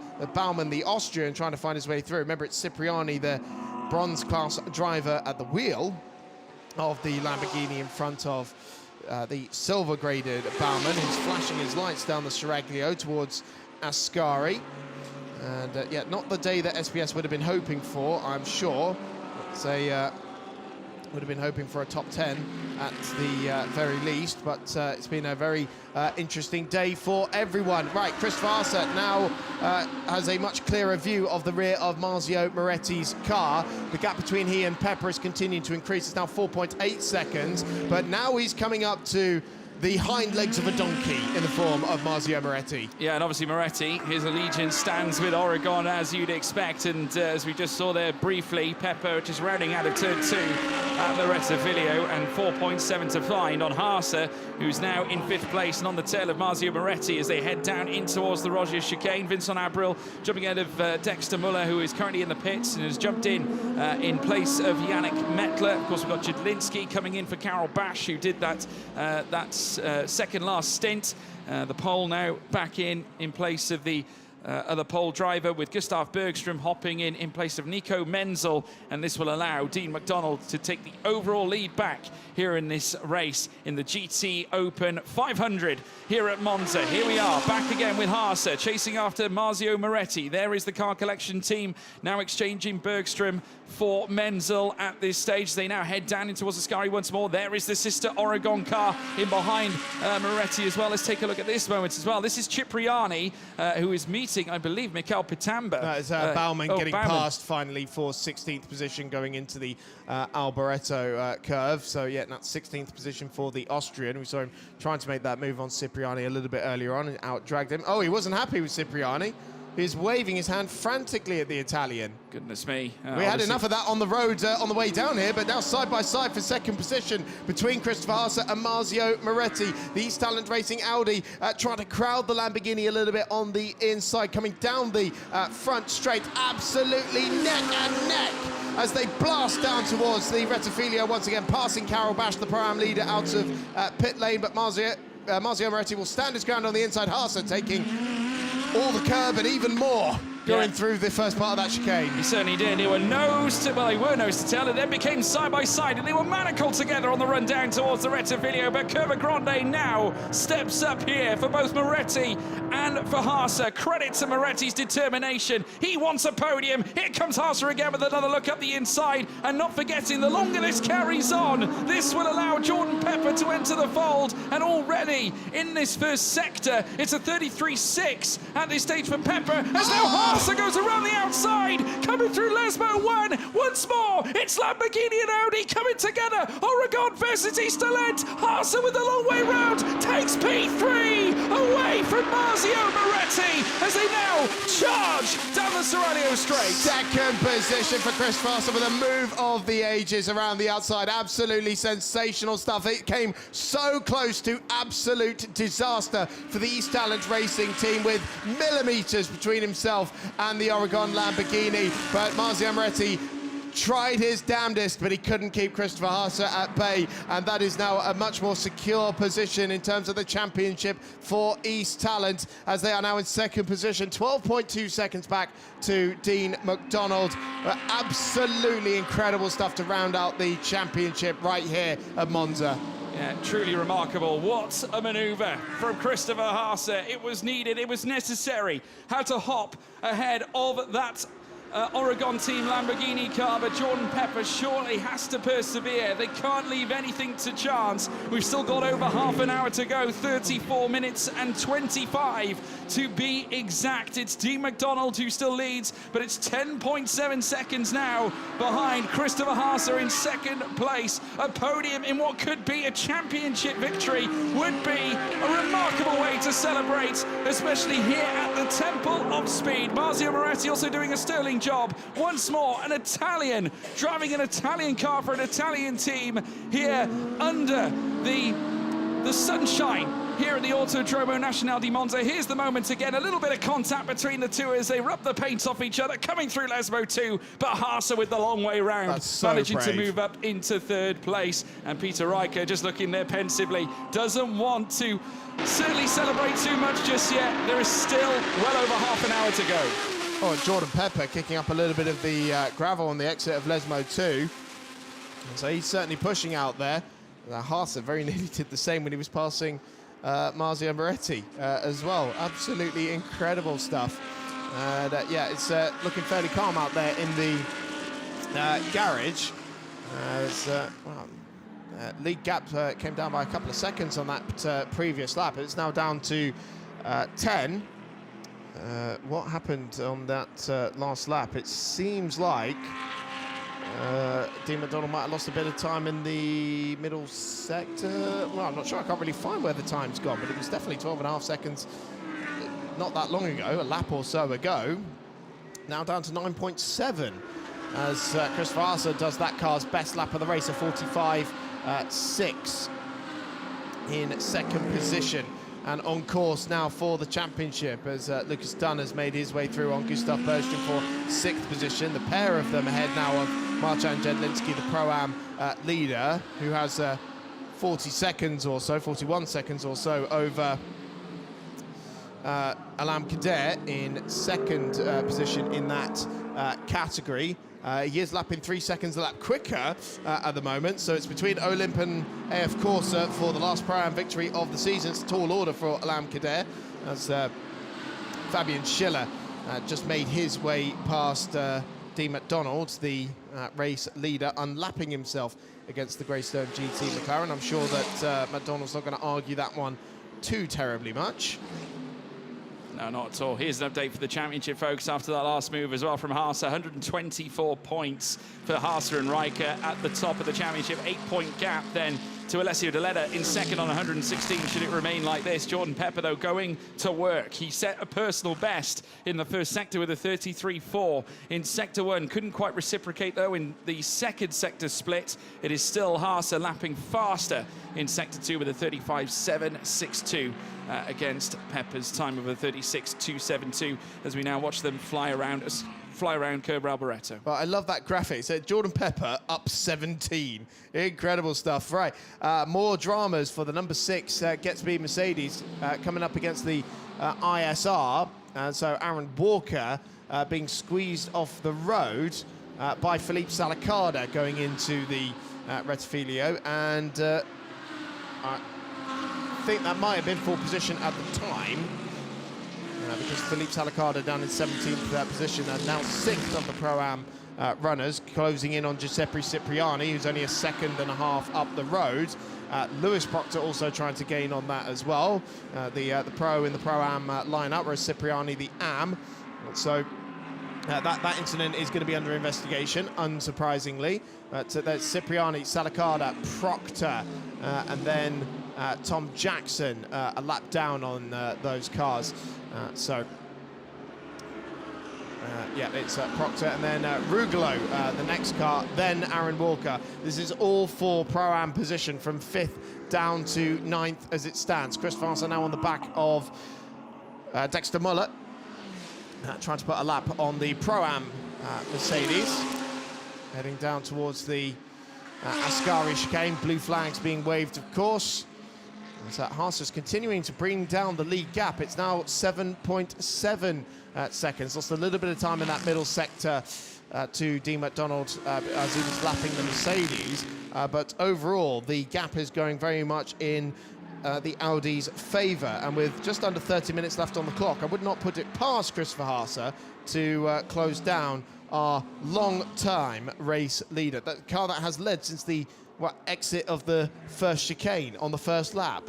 Well, I mean, what a way to win a title as well, to really take it to it on the final stint. Christopher Haase is the one man you need when you have a mission like this on your hands, and McDonald lapping over the course of the last run, 146.521. It was slightly faster, though, than Christopher Haase, but he did have a little bit of traffic to make his way by, did Haase, through the course of the last lap. But we'll see how the timing line fares coming across the line for the next time around. 29 minutes to go, 7.7 the gap between Haase and our race leader McDonald. Moretti 3.2 behind Pepper, still working hard, but 1.2 still behind his own teammates. Moretti actually giving a grand account of himself and incidentally lapping fairly consistently as well. Pepper. In fact, Pepper made a mistake coming through the first chicane, so that would explain perhaps some of the time loss, as we now see Haase coming down through towards Lesmo 1 and Lesmo 2. Still the blue flags being lit is now once more. Some of these cars are having to give away to the faster cars that are out on track. Updates as well, of course, over the other categories. We've got Marcin Jedlinski leading Pro-Am class as it stands after the grand work that Carol Bash put together, but Alan Coder is still working hard to bring that delta back down, but it's he's going to need a little bit more than what he's currently showing at this stage. 147.084 was his last lap against the 148 that Marcin Jedlinski put in. In terms of the AM lead, Heiko Neumann in a world of his own. He's got a few cars that separate himself and Christian Korzanowski. In between them, they've got Jamie Stanley, Thomas Eichen, Philip Ellis and Tom Jackson further back. So they've got quite a flurry to keep them protected in that AM lead and in overall 21st place. Now we see the two Oregons together. Swapping places, George. Yeah, so that is obviously the message sent across. Moretti, give Pepper the place, allow him now to attack Haase. They've only got one option, Chris. That's all they can do, really. So the message is sent. Marzio, Jordan is faster than you. Jordan Pepper into third position now, ahead of Marzio Moretti. So that's maiden podium going away for the number 19 crew, but what else can they do but try and give Alessio Deleda the best possible opportunity to win the championship, and that is by putting him ahead. But still, as it stands, the title will go to Haase and Riker. 27 minutes left on the clock, lead gap down to 6.8 as Haase did the fastest lap of the race last time around, a 1:45.3, as the AM race leader Heiko Neumann has a 6-second time penalty for not serving the handicap correctly. Now, in terms of his, even for his overall position, that's not going to affect him too much at the moment. It certainly won't affect him in his AM classification. Yeah, only one car currently stands between Pepper and Christopher Haase as it stands in terms of lap traffic, and that is the number 5 of Christian Korzanowski. That is sat in 26th place in accordance to the track map as they race down the Seraglio in towards the Ascari chicane. As we now watch Haase make his way through the apexes and then down towards the final corner at Alboreto. Now, remember, George, as well, I've forgotten about this, the number 19 car that was in third place got a 3-second time penalty anyway, so they're probably going to lose that. Yeah, they're going to lose that spot anyway, weren't they? Actually, and also on Alam Kader, that car's also got a 5-second time penalty as well. So it's not just the 30-second gap to Marcin Jedlinski that Kader's got to close down, it's an additional 5 seconds on top of that as well. Let's check in with the lead gap as it continues to tumble, and it is now 6 seconds between Dean MacDonald and Christopher Haase out at the front of the field. Simon Riker watching on and studying the numbers quite intensely, I'd have said there, as Marcos Seber now through into 4th position ahead of Marzio Moretti. Didn't see it happen, but Motorpark now splitting the two Oregon teammates in 4th position. So it's Greystone, East Talent, Oregon, Motorpark, Oregon, Motorpark in the top 6, and also McLaren, Audi, Lamborghini and Mercedes inside the top 4. It's been quite the final race with 25 minutes to go. The sun still shining here at the Autodromo Nacional di Monza. It's been a spectacular latter stint here, with conditions now presenting the dry tyres as opposed to the wets that many of them started on. Dean MacDonald still holding all the cards up at the front, but for how much longer can he retain it? Because it's 5.8 now this time around between himself and Christopher Haase.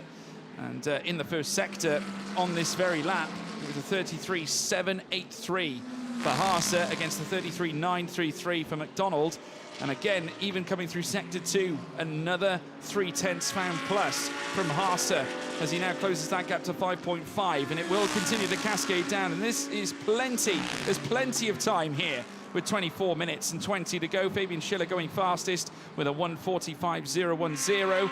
But Haase with a grand opportunity to not only close this out as a championship win here for East Talent Audi, and also himself, and also Simon Riker, but how about capping it off with a race win in 2024 and at a GT Open 500, no less, at Monza? Do you risk it, George? Do you risk going for the lead in this one? They've got the championship. Well, I suppose the fastest they go, the faster they keep Pepper behind, I suppose. That's the mentality you can carry in this case. And obviously a race win, what a way to celebrate. Yeah, it would be great, but it's not like, you know, Pepper's bearing down on them, is he? He's 6.5 seconds back, so they don't need that position.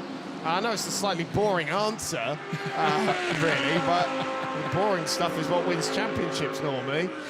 So Dean MacDonald is continuing to push that. I think I also want the stat of 8 different winners as well. I want to see that on the Instagram later. Dean MacDonald continuing to soak up the pressure in the lead. Car that has led since the first lap after James Curl's astonishing start on those wet tyres earlier in the race. That was some 2.5 hours ago. Now, Pro-Am battle hotting up with Aaron Walker on the inside of Giuseppe Cipriani. Lewis Proctor getting squeezed out. All 3 of them have to take to the escape road. Lewis Proctor more so. This is all for 5th position in the Pro-Am category. And Walker is the one that comes out on top in all of that with Jim Pla. Sorry, 4th position, I should say then, because that's, yeah, Jim Pla trying to find his way through as well.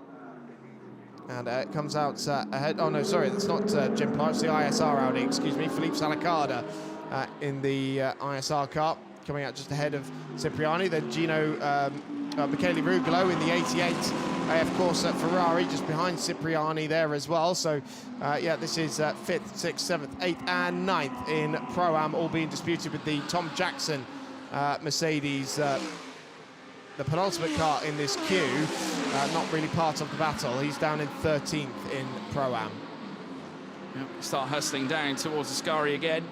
And again, a little flick there from the Proctor Greystoke GT McLaren that's currently set on the train of these cars. Obviously, we've got a combination of what looks to be the Vimana by Get Speed car flying down towards the straight. This battle for 18th place, of course, Giuseppe Cipriani at the head of this. Rugolo just in behind, obviously in place of Gino Forgione.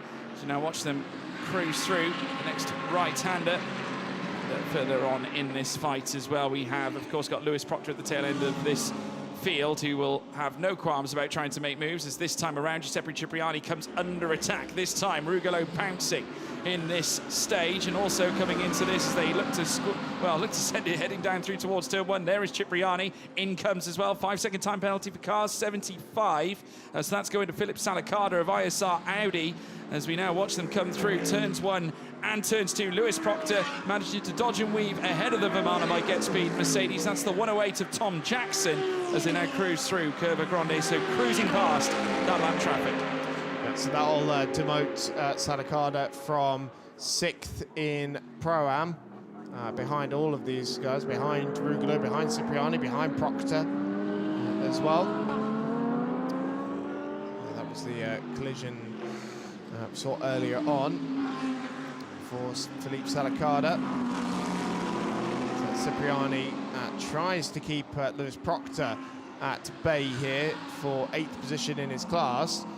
Lewis Proctor, the lad of the lad and dad combination in the number 66 car. His teammate continues to lead though in the 33. 4.1 seconds now the lead gap has been reduced to, with Christopher Haase taking another 0.6 of a second out of the Scotsman's advantage. James Kell watching on quite nervously as his teammate leads. Yeah, the gap is still, well, to be fair, over the, well, no, I say that, it was faster Haase's way last time around. 1:45.768 for Haase in the last lap, and it was a 1:46.339 for Dean McDonald. And once more in Sector 1, it's 0.3 quicker for Christopher Haase, a little bit more than 0.3 in fact, and is still ushering in some really decent delta. 3.8 now between the Audi and the McLaren at the head of the field, as they now power down the Seraglio straight. All pensive eyes watching on in the Easter Lane garage, with Peter Riker in behind the trio that is sat behind the desk. If there wasn't a race going on around them, you could probably hear a penny drop. Honestly, in that silence garage, in the absolute silence amongst them. Simon Riker watching his teammate Christopher Haase chase after the race leader. It's not a spot they need to win the championship. They've already sealed that.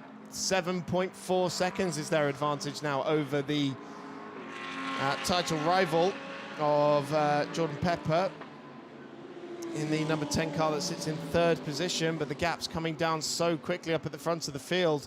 That 3.3 when they went through the second sector split, still 3.3 when they go across the stripe to start lap number 79 of the race. Coming out of Retzafilio now, Haase finding just over 0.8 of a second over the course of that last lap. He is really going to work here. It's clear what they want. It's race win, championship, supremacy here at Monza, as they now fly through Curva Grande once again. Pepper 7.3 behind now, and the time gap advanced out by 1/10 of a second from that previous lap.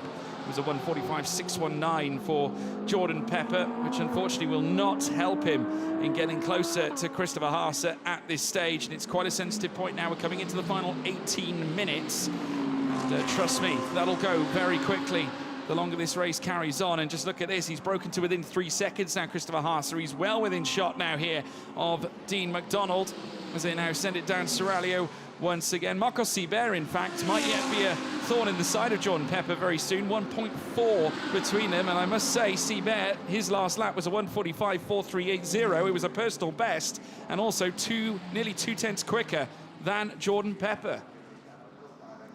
Yeah, and 1.4 seconds away from the podium. And the Motorpark team that threw away a podium finish at very bare minimum at the GT Open 500 at Spa earlier in the year, now looking to claim another podium there. And again, we're talking about another car that really should have been in championship contention were it not for a multitude of technical and mechanical failings on their number 17 car.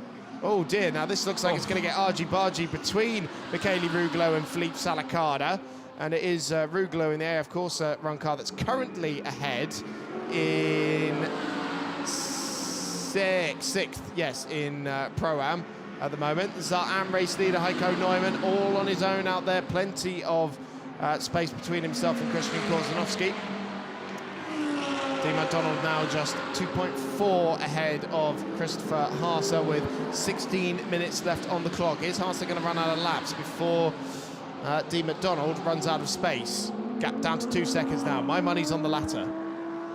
Well, at this point, it's looking like it's pretty much on the cards for a Haase, who once again over 8.5 tenths, nearly 9 tenths faster in consecutive laps here against Dean McDonald.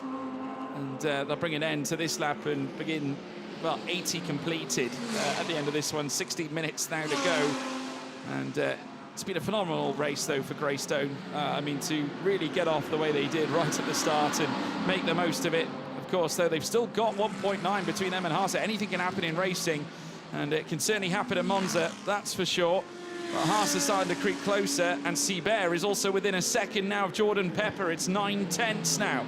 The gap between the two. A battle for P3 is on the cards, a battle for P1 on the cards. All steps of the podium are very much marred in question marks. No one knows where anybody's going to finish right now because McDonald is losing time to Haase and Pepper could yet lose out to Seabear. So 15 minutes plus 1 lap, remember, remaining in this incredible season finale for the International GT Open in 2024. And Haase setting the timing screen alight now with a purple final sector and bringing the gap down to 1.5. Now another 8 tenths of a second sliced out of Dean McDonald's advantage. That's 3 consecutive laps he's done. Yeah, it's absolutely sensational as you can see the gap progression. It's been a long 2 hours and 45-ish so far, where somehow probably the only car that's where it started is Christopher Haase and Simon Riker in second position, but now chasing down the Greystone GT McLaren car that joined us at Red Bull Ring midway through the season with Dean McDonald and James Kell. They were on the podium in their first outing in the International GT Open. It was such a huge project for Greystone to put together a pro entry for the second half of this year. They've been regulars in the Pro-Am Championship for a while now, but this overall contender now that has threatened multiple podium finishes and even a race win at times hasn't yet been able to do so. The roof would come off the Greystone garage if Dean McDonald were to bring this home. No! That is the Marzio Moretti car, seemingly with a left rear puncture by the looks of it. Going slowly out of Les Mode 2, the car that was running in a podium place throughout most of the race, but now Marzio Moretti, and the best day of the number 19's crew for this year is going to be absolutely shattered, as now we see Marcos Seabear, the Argentinian, in the number 17 Motorpark Mercedes, closing in on Jordan Pepper, now just 4 tenths away from the podium, as it's now just 8 tenths of a second between the top two with 13 minutes plus a lap to go. Yeah, it's all now, like I said before, question marks flooding the podium steps here at Monza. No one knows where anybody's going to finish, and we have got 13 minutes still to go. 13, unlucky number, maybe for some. Who's going to be victorious? Who's going to reign supreme? Haase, though, in terms of the championship, looks to have that all in hand, but a race win here would be so special. To go from only winning 1 solitary race last campaign to now taking multiple race wins like they have done this season. They came into this round with 4 against their belt. This could be win number 5 if they can take down Dean McDonald and take it to the checkered flag. X-Tin out of Les Mode 2 this time. Serralio lights up here for the McLaren 720S and also the Audi R8 LMS GT3. What a phenomenal stint both Riker and Haase have brought to the the table, and when they need it, crucially the most, right at the course, prior to the final driver change window where they wanted to serve, they had to serve the 5-second success handicap. It was Riker who managed to pull out the delta necessary to defend this advantage in terms of the championship. Haas had a huge moment over the curbs going through Ascari. Keep it calm, Chris. You've got a championship on the line here. Ducks out behind Dean McDonald. I think he's just seeing red now. He's just in full racing driver, I want to win mode. And he's going to mount this attack on Dean McDonald now, the McLaren factory driver.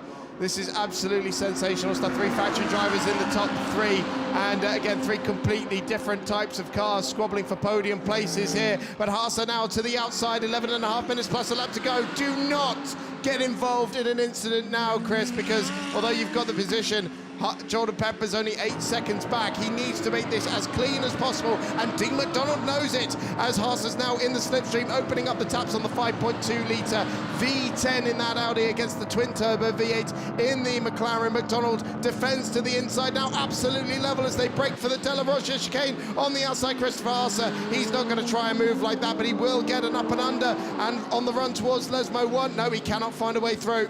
No, not yet. Through Lesmo 1 they will go. However, the McLaren 720S that took Greystone GT to the top at the start of this race after a mammoth effort from James Kell. Dean McDonald now taking over here for this final run up through towards the start-finish line and the checkered flag. But he's got to do this now for over 10 minutes and 40 seconds. Can he hold it together? That is the big question. Haas is going to make him work for it. And Haas, in line already for a championship, wants to do it in the best way possible here at this, famous Italian circuit, well known and renowned for motorsport, as we now watch them exit out of the Ascari chicane once more. 2 tenths have now been ushered in on top of the gap between McDonald and Haas now at this stage. There in the distance, you can also see Jordan Pepper being pursued by Marcos Seibert, who is 6 tenths now behind his rival over that 3rd step of the podium. But now, with 10 minutes to go of the round, we're coming into the final echelons of this race, and Haas is on the attack.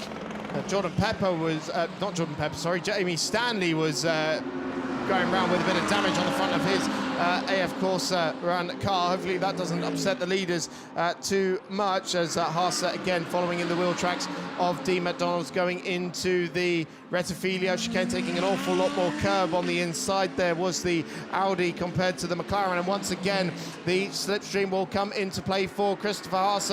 He pulled to the outside last time around. McDonald defended it perfectly a lap ago, and he's doing the same thing again. There is the damaged Jamie Stanley car, and again Haas to the outside, flicking up the rubber there, but McDonald pulls across the nose of the Audi, and once again, he tugs into the back of the McLaren, does Christopher Haas, as McDonald parked it on the apex at the Della Rocha, but still Haas cannot find a way through. No, not quite. Once more they tied up through Rogia. Greystone once again denying him, with Dean McDonald behind the wheel as they now exit out of the 2nd Lesmo. Let's take a look at that again, just getting a little bit tied up heading out of the corner. You can just see there, far more committed over the curbs was Christopher Haas coming through the first portion of the Rogia, and it wasn't taken quite so aggressively by Dean McDonald, who was more defensively focused as they now head down Serralio in towards the Ascari chicane. The gap once more levied out ever so slightly, this time out to 4 tenths as opposed to the 2 tenths in the prior lap. Once more, Jordan Pepper trying to keep Seibert at bay, but Seibert lurching closer. Since the last time we came out of Ascari, remember it was 6 tenths before, it's only 5 tenths now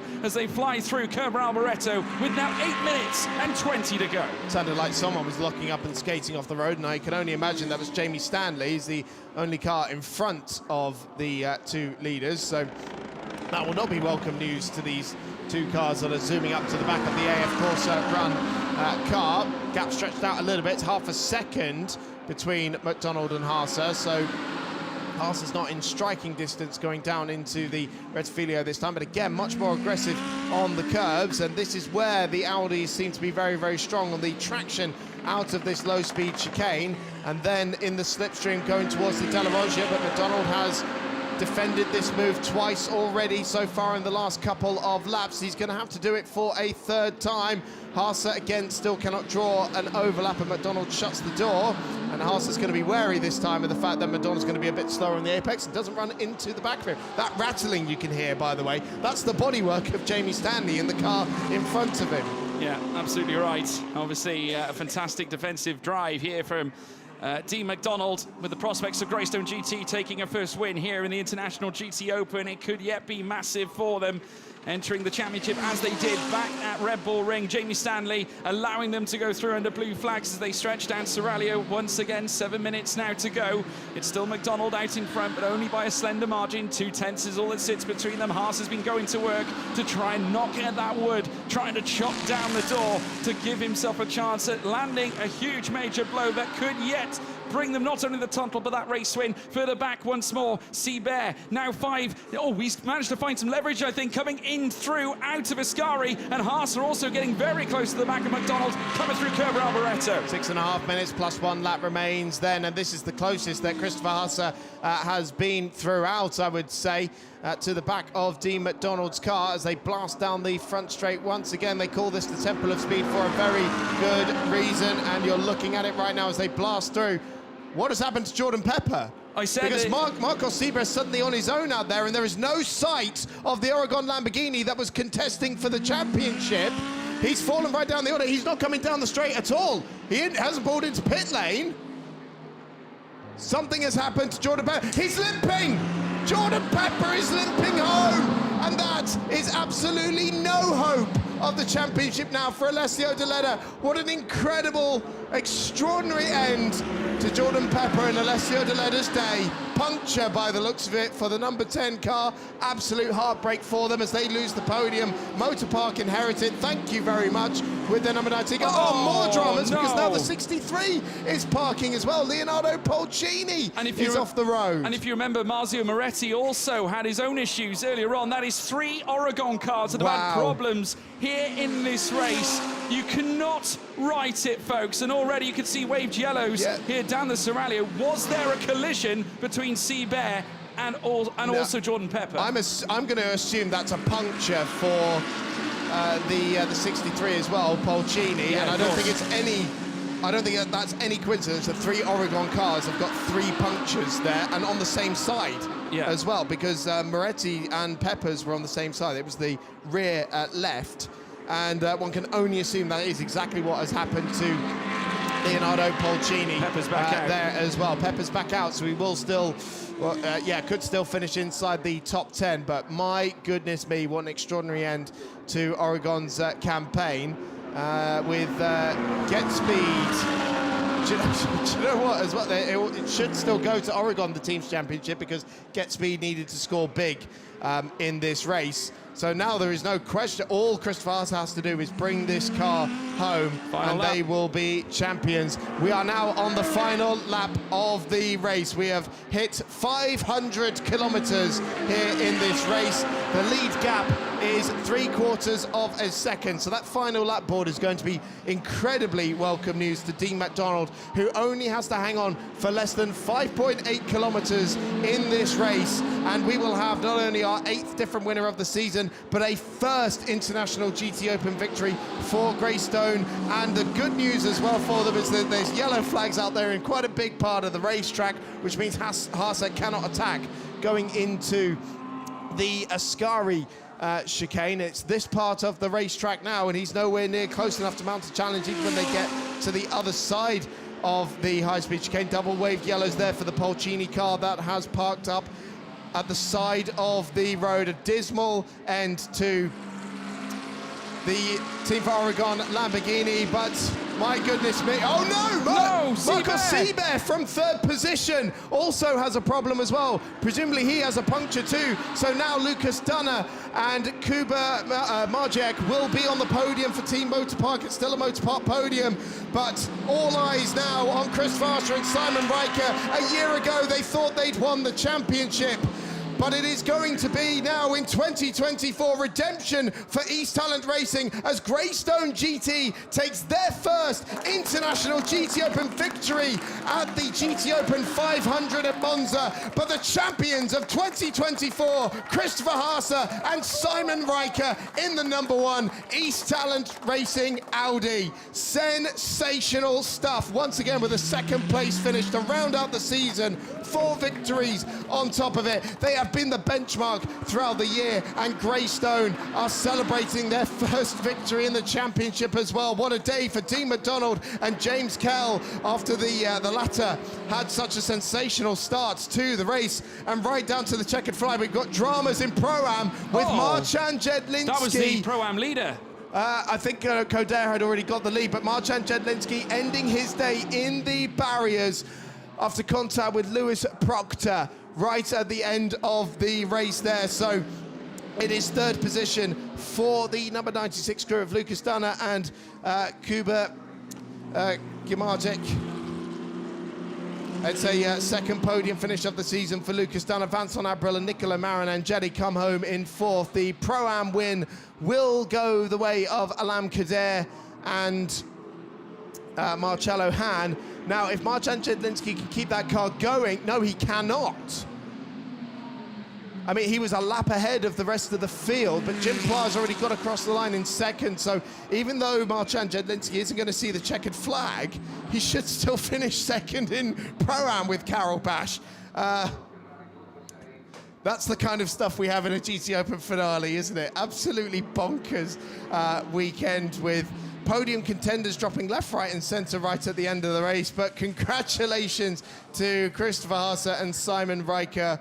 A year ago, they thought they'd done it. It was taken away from them later than we ever thought it possible. But this is the year of redemption, quadrupling their win tally compared to last year. And they almost made it a 5th as well against Team McDonald there, but the Scotsman holding on incredibly well out there. Team Motorpark once again on the podium as well. What an absolutely sensational season we have had here in the International GT Open. After 500 kilometers of racing, it is Greystone GT with their first victory in the championship and the title for Christopher Haase and Simon Riker as the cars peel back into pit lane. And it's always nice when the team that's won the championship finishes on the podium, because we'll get to see the celebrations out there as well, unlike last year with the celebrations we just had in pit lane.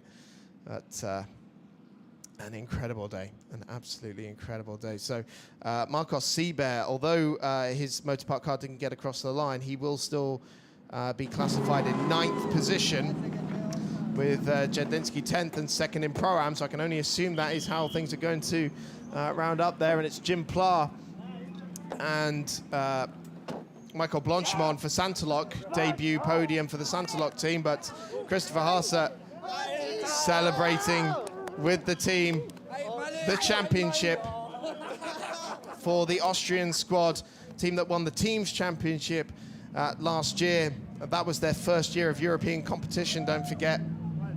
They are expanding rapidly, but wow, for Dean McDonald and James Kell, absolutely sensational stuff in the Greystone GT McLaren. Yeah, incredible for East Talent Audi, Christopher Haase and Simon Riker, champions, won, well, for the first time in drivers, but they also won the teams last year. They wanted the Drivers' Championship, though. They fought for it. They obtained it. It took them 4 wins and 7 podiums to grasp it, finishing just behind a superb Greystone GT partnership of Dean McDonald and James Kell. Credit to James Kell for that monster opening stint to build the gap. Dean McDonald also ferrying the car onwards as well for his stints. But McDonald brought it home in the right way, defending non-stop against Christopher Haase and Simon Riker. Take us through it, Chris. So 3rd position in the end goes to Lucas Dunner and Kuba Gimardzic after a late drama for their sister number 17 car, Marcos Seabear. 2nd position and champions in 2024 are Simon Riker and Christopher Haase for East Talent Racing. are the winners for the first time in the International GT Open. Greystone GT with Dean MacDonald and James Kell. They're downstairs with Alfredo.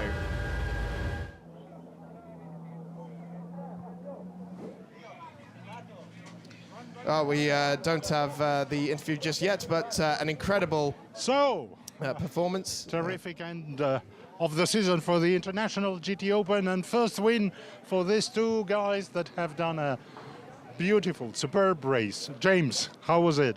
Yeah, it was amazing. I think we made the right tyre choice at the start. I was pretty adamant that I think we should go wet, and everyone else around us was on slicks, and I thought, yeah, I think we can make use of these while we can, and definitely try to get ahead, open that gap, and just see where we ended up at the end of the race. Yeah, that worked well, but Dean, you had to fight at the end. Yeah, it was definitely a fight. You know, I think it was some good racing between us and the Audi, but I'm just ecstatic to get the result. And I think the race was won really in James's stint, so yeah, credit goes to him for that tyre choice, because we were all telling him to go slicks, but you know, he was adamant to go wets, and yeah, fair play.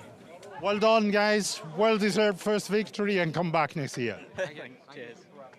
And we are not done, because we have Simon and Christopher. No hats, but you are a champion anyway. This time, yes. How is it? Yeah, it was an absolute crazy race. I have no words. This was, I don't know, my heart is still not beating. This was just crazy. I have no words for it. And now hopefully, this time we are champions. I hope there will be no judgment in the end. And so I think, yeah, just crazy. Thanks a lot for this season, for everything. Thanks for Christopher. And yeah, I have no words for it. Now I have to, yeah. To realize. And Christopher, do you realize you wanted the win? We saw that, but at the end, the crown is better. Definitely, the crown is better. We came back into the GT Open from last year, finishing second in the driver title, and now finishing up like it should be with the crown to win this championship. I think we put a lot of effort in this championship, in our car, into our team. It's a great relation. And I think that relation we have made a championship at the end. Well done, guys, and there will be time to celebrate tonight. Thank you. Thank you. Well done. Thank you, guys.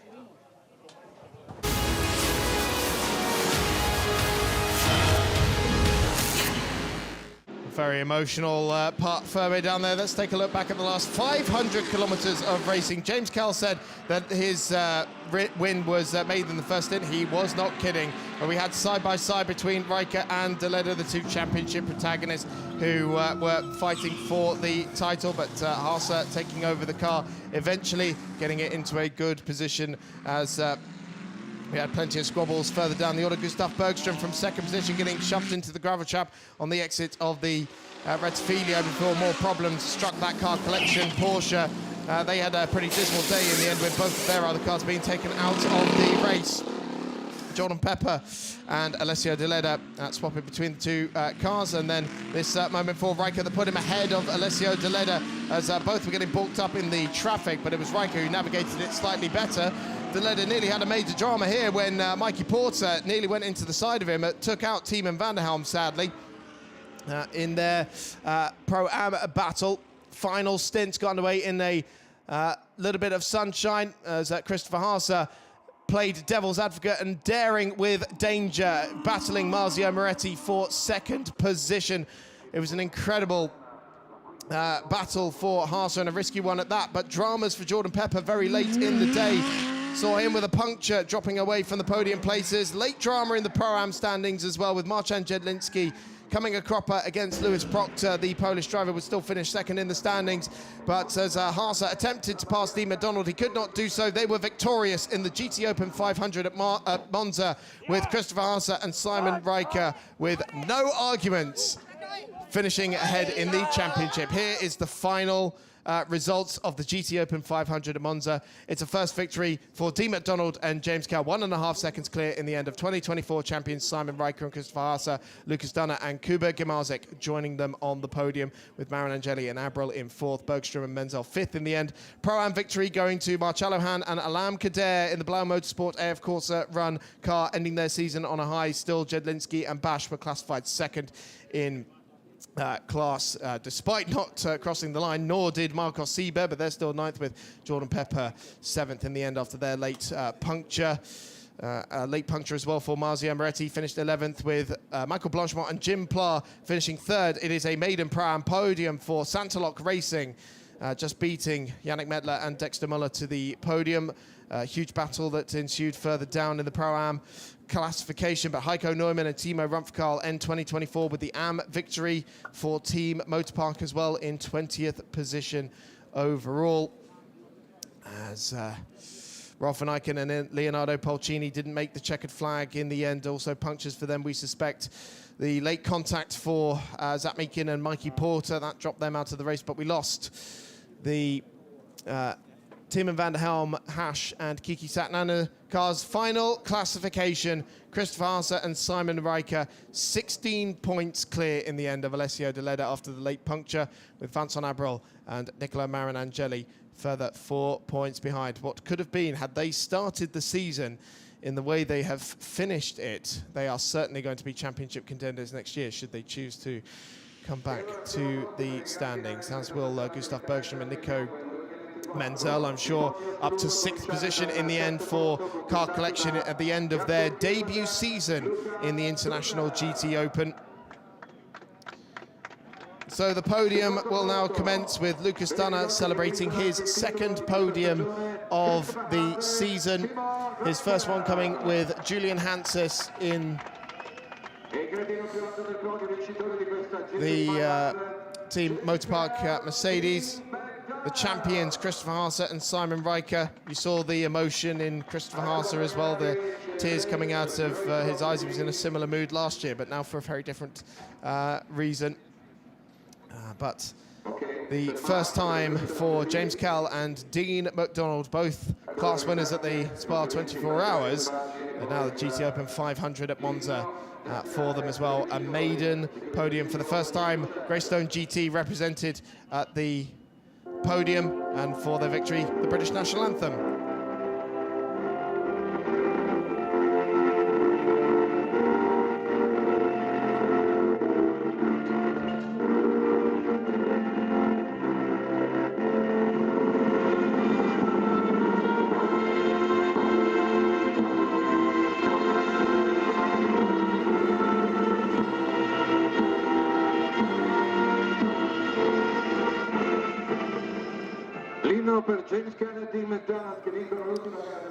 Congratulations, of course, to James Kell and Dean McDonald. Congratulations to Christopher Haase and Simon Riker. Very much a redemption after just missing out last year. It was a great win for James Kell and Dean McDonald. Obviously, they came very close to attaining P1 success not too long ago back at Austria Red Bull Ring. Race 1 started well for them, not to mention race 2 with a P3. Fantastic race for Lucas Dunner and also Kuba Gimarzik, especially after going from pole, eventually landing P3. But it's all about the champions, isn't it not? Managing to take the ultimate prize in the International GT Open, the one they narrowly missed out on last season. Christopher Haase and Simon Riker returning as champions here in the GT Open, and along with that, 4 race wins, now 7 podiums in the locker, and from a team that is, you know, not necessarily the biggest outfit you'll ever see in motorsport, relatively new, but with grand support from the team at Audi, who worked very closely with them. Congratulations to James Kell as well as Dean McDonald. A huge result for the Greystone GT team, who have now been part of our championship now over the last couple of years. The champagne gets sprayed here. Motorpark jumped the gun a little bit there. Waiting for the photos, because we haven't even had the team representative taking their trophy. So Kuba and Lucas just jumping the gun ever so slightly. It was a ground qualifying performance, though, from Lucas Dunner and also Kuba Gimarzik. I'm sure Julian Hanses is probably giving his plaudits as well back at home. That's a huge result for them. I mean, They may have lost 2 places through the get-go, but we know how these races turn out. But we have got a picture here with all our podium sitters on the overall standing of things, and the champagne gets sprayed here at Monza. East Talent Audi can celebrate. The stress is gone. Redemption Day has arrived. It is the Audi outfit of East Talent Audi. The Austrian team reigns supreme here at Monza. Dean McDonald doing the sneaky, stealthy tactic of running around the podium to get the Greystone GT representative by surprise on the other side of the podium. Thought he was running away from the celebrations. He was just being extra sneaky as the Kader family joining them in the waiting room before the podium. Good result for Santalok as well, finishing 3rd in Pro-Am, so making it onto the podium in Pro-Am class. So welcome Santalok to the International GT Open, and hopefully we will see them return next season. But it's all about this man, Alan Couder, and Marcello Hahn, of course, managing to pull it together as Alan Couder now walks onwards. Marcello Hahn in close pursuit. And will, I'm sure, be delighted with a fantastic Pro-Am victory on the final day. But credit also must go to Marcin Jedlinski and Karol Bash after their huge efforts as well. It was quite the fight at the very beginning, and Karol Bash put together a fantastic drive and performance through his stints. But unfortunately for Jedlinski, he would come a cropper towards the very end. They're now standing on the podium. Well, there's a bit of confusion, I think, as to where they are being placed. Supposed to be. Where are you? Where did you finish that? Well, I finished in 2nd position. No, you didn't. We finished in 2nd position. I think this is all because of the Marcin Jedlinski not crossing the line. Well, Marcin's taken the 3rd step. I do believe he's supposed to be 2nd, but we have the Italian national anthem for AF Corsa.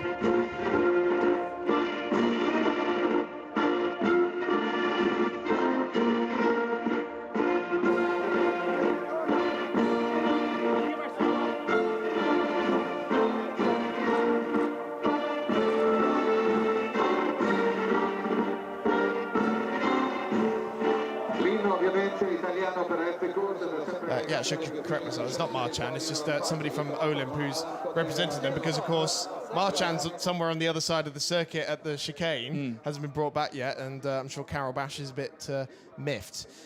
So, yeah, not sure about the whole 2nd and 3rd place thing there. But for Jim Clark and Michael Blanchimont, that's only their 2nd podium of the season in Pro-Am. You have to go all the way back to the opening meeting of the season in Portimao, race number 2, when they were with the Scuderia Vidal-Corsa team, since they were on the Pro-Am podium. But for Marcello Hahn and Alam Kader, that is their 2nd victory in Pro-Am after the hugely dramatic and late lead taking in a very wet Paul Ricard in the summer.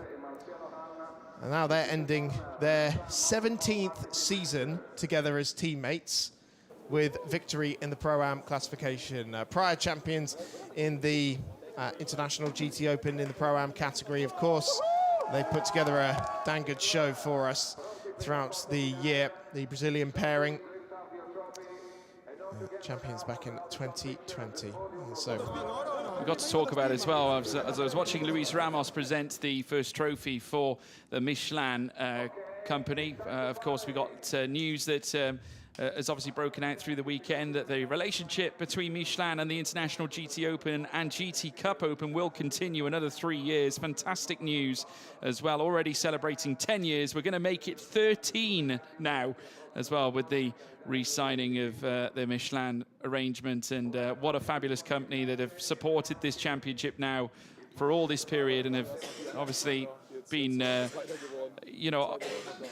instrumental in giving us some fantastic racing as the years have gone by.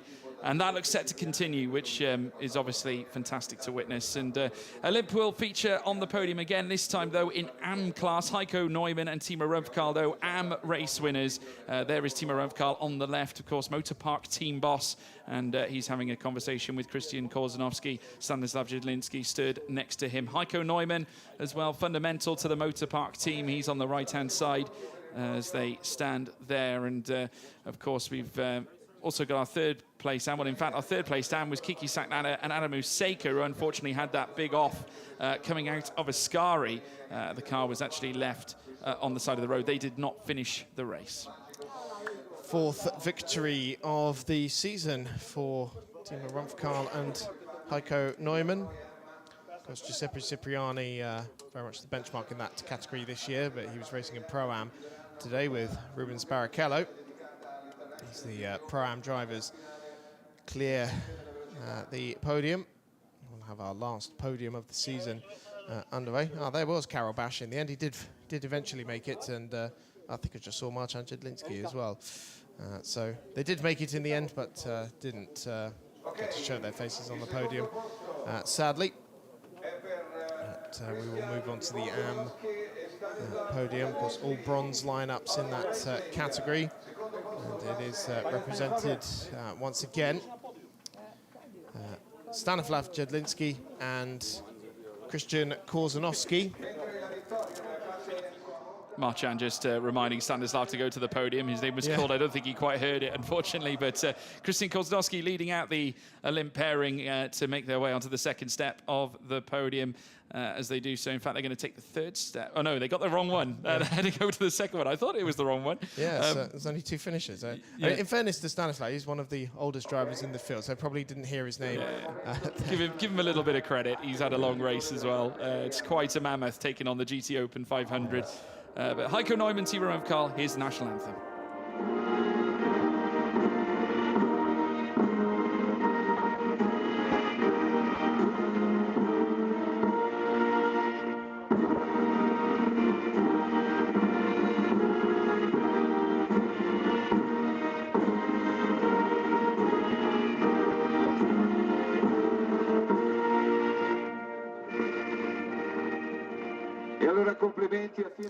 German national anthem for Team Motor Park, overall podium for them, AM win as well, and Timo Rumpfkarl, the team boss at Team Motor Park, gets to round out his campaign. Of course, the outgoing champions from last year in the AM category. It's the trophies handed to Christian Korzanowski and Stanislav Jedlinski. Their sixth appearance on the podium so far this year. I say so far, at the end of this year. Of course, got too used to saying that throughout the year. Of course, usually we would see Giuseppe Cipriani on this podium, but obviously taking part in Pro-Am alongside Rubens Barrichello this time. Luis Ramos, though, presenting the trophies to the winners. Heiko Neumann delighted with that result. What a way to end his season as well. And also for Timo Rumpfkarl as part of the Motor Park team. Stanislav Jedlinski and Christian Korzanowski celebrating P2. But here comes the champagne. Mark the calendars, folks. April 26th, 2025. That is when the International GT Open will return at the Autodromo de Algarve in Portimao. We will see you then. On behalf of everyone at the GT Sport organisation, George Morgan and myself, Chris Stevens, thank you very much for watching. Goodbye.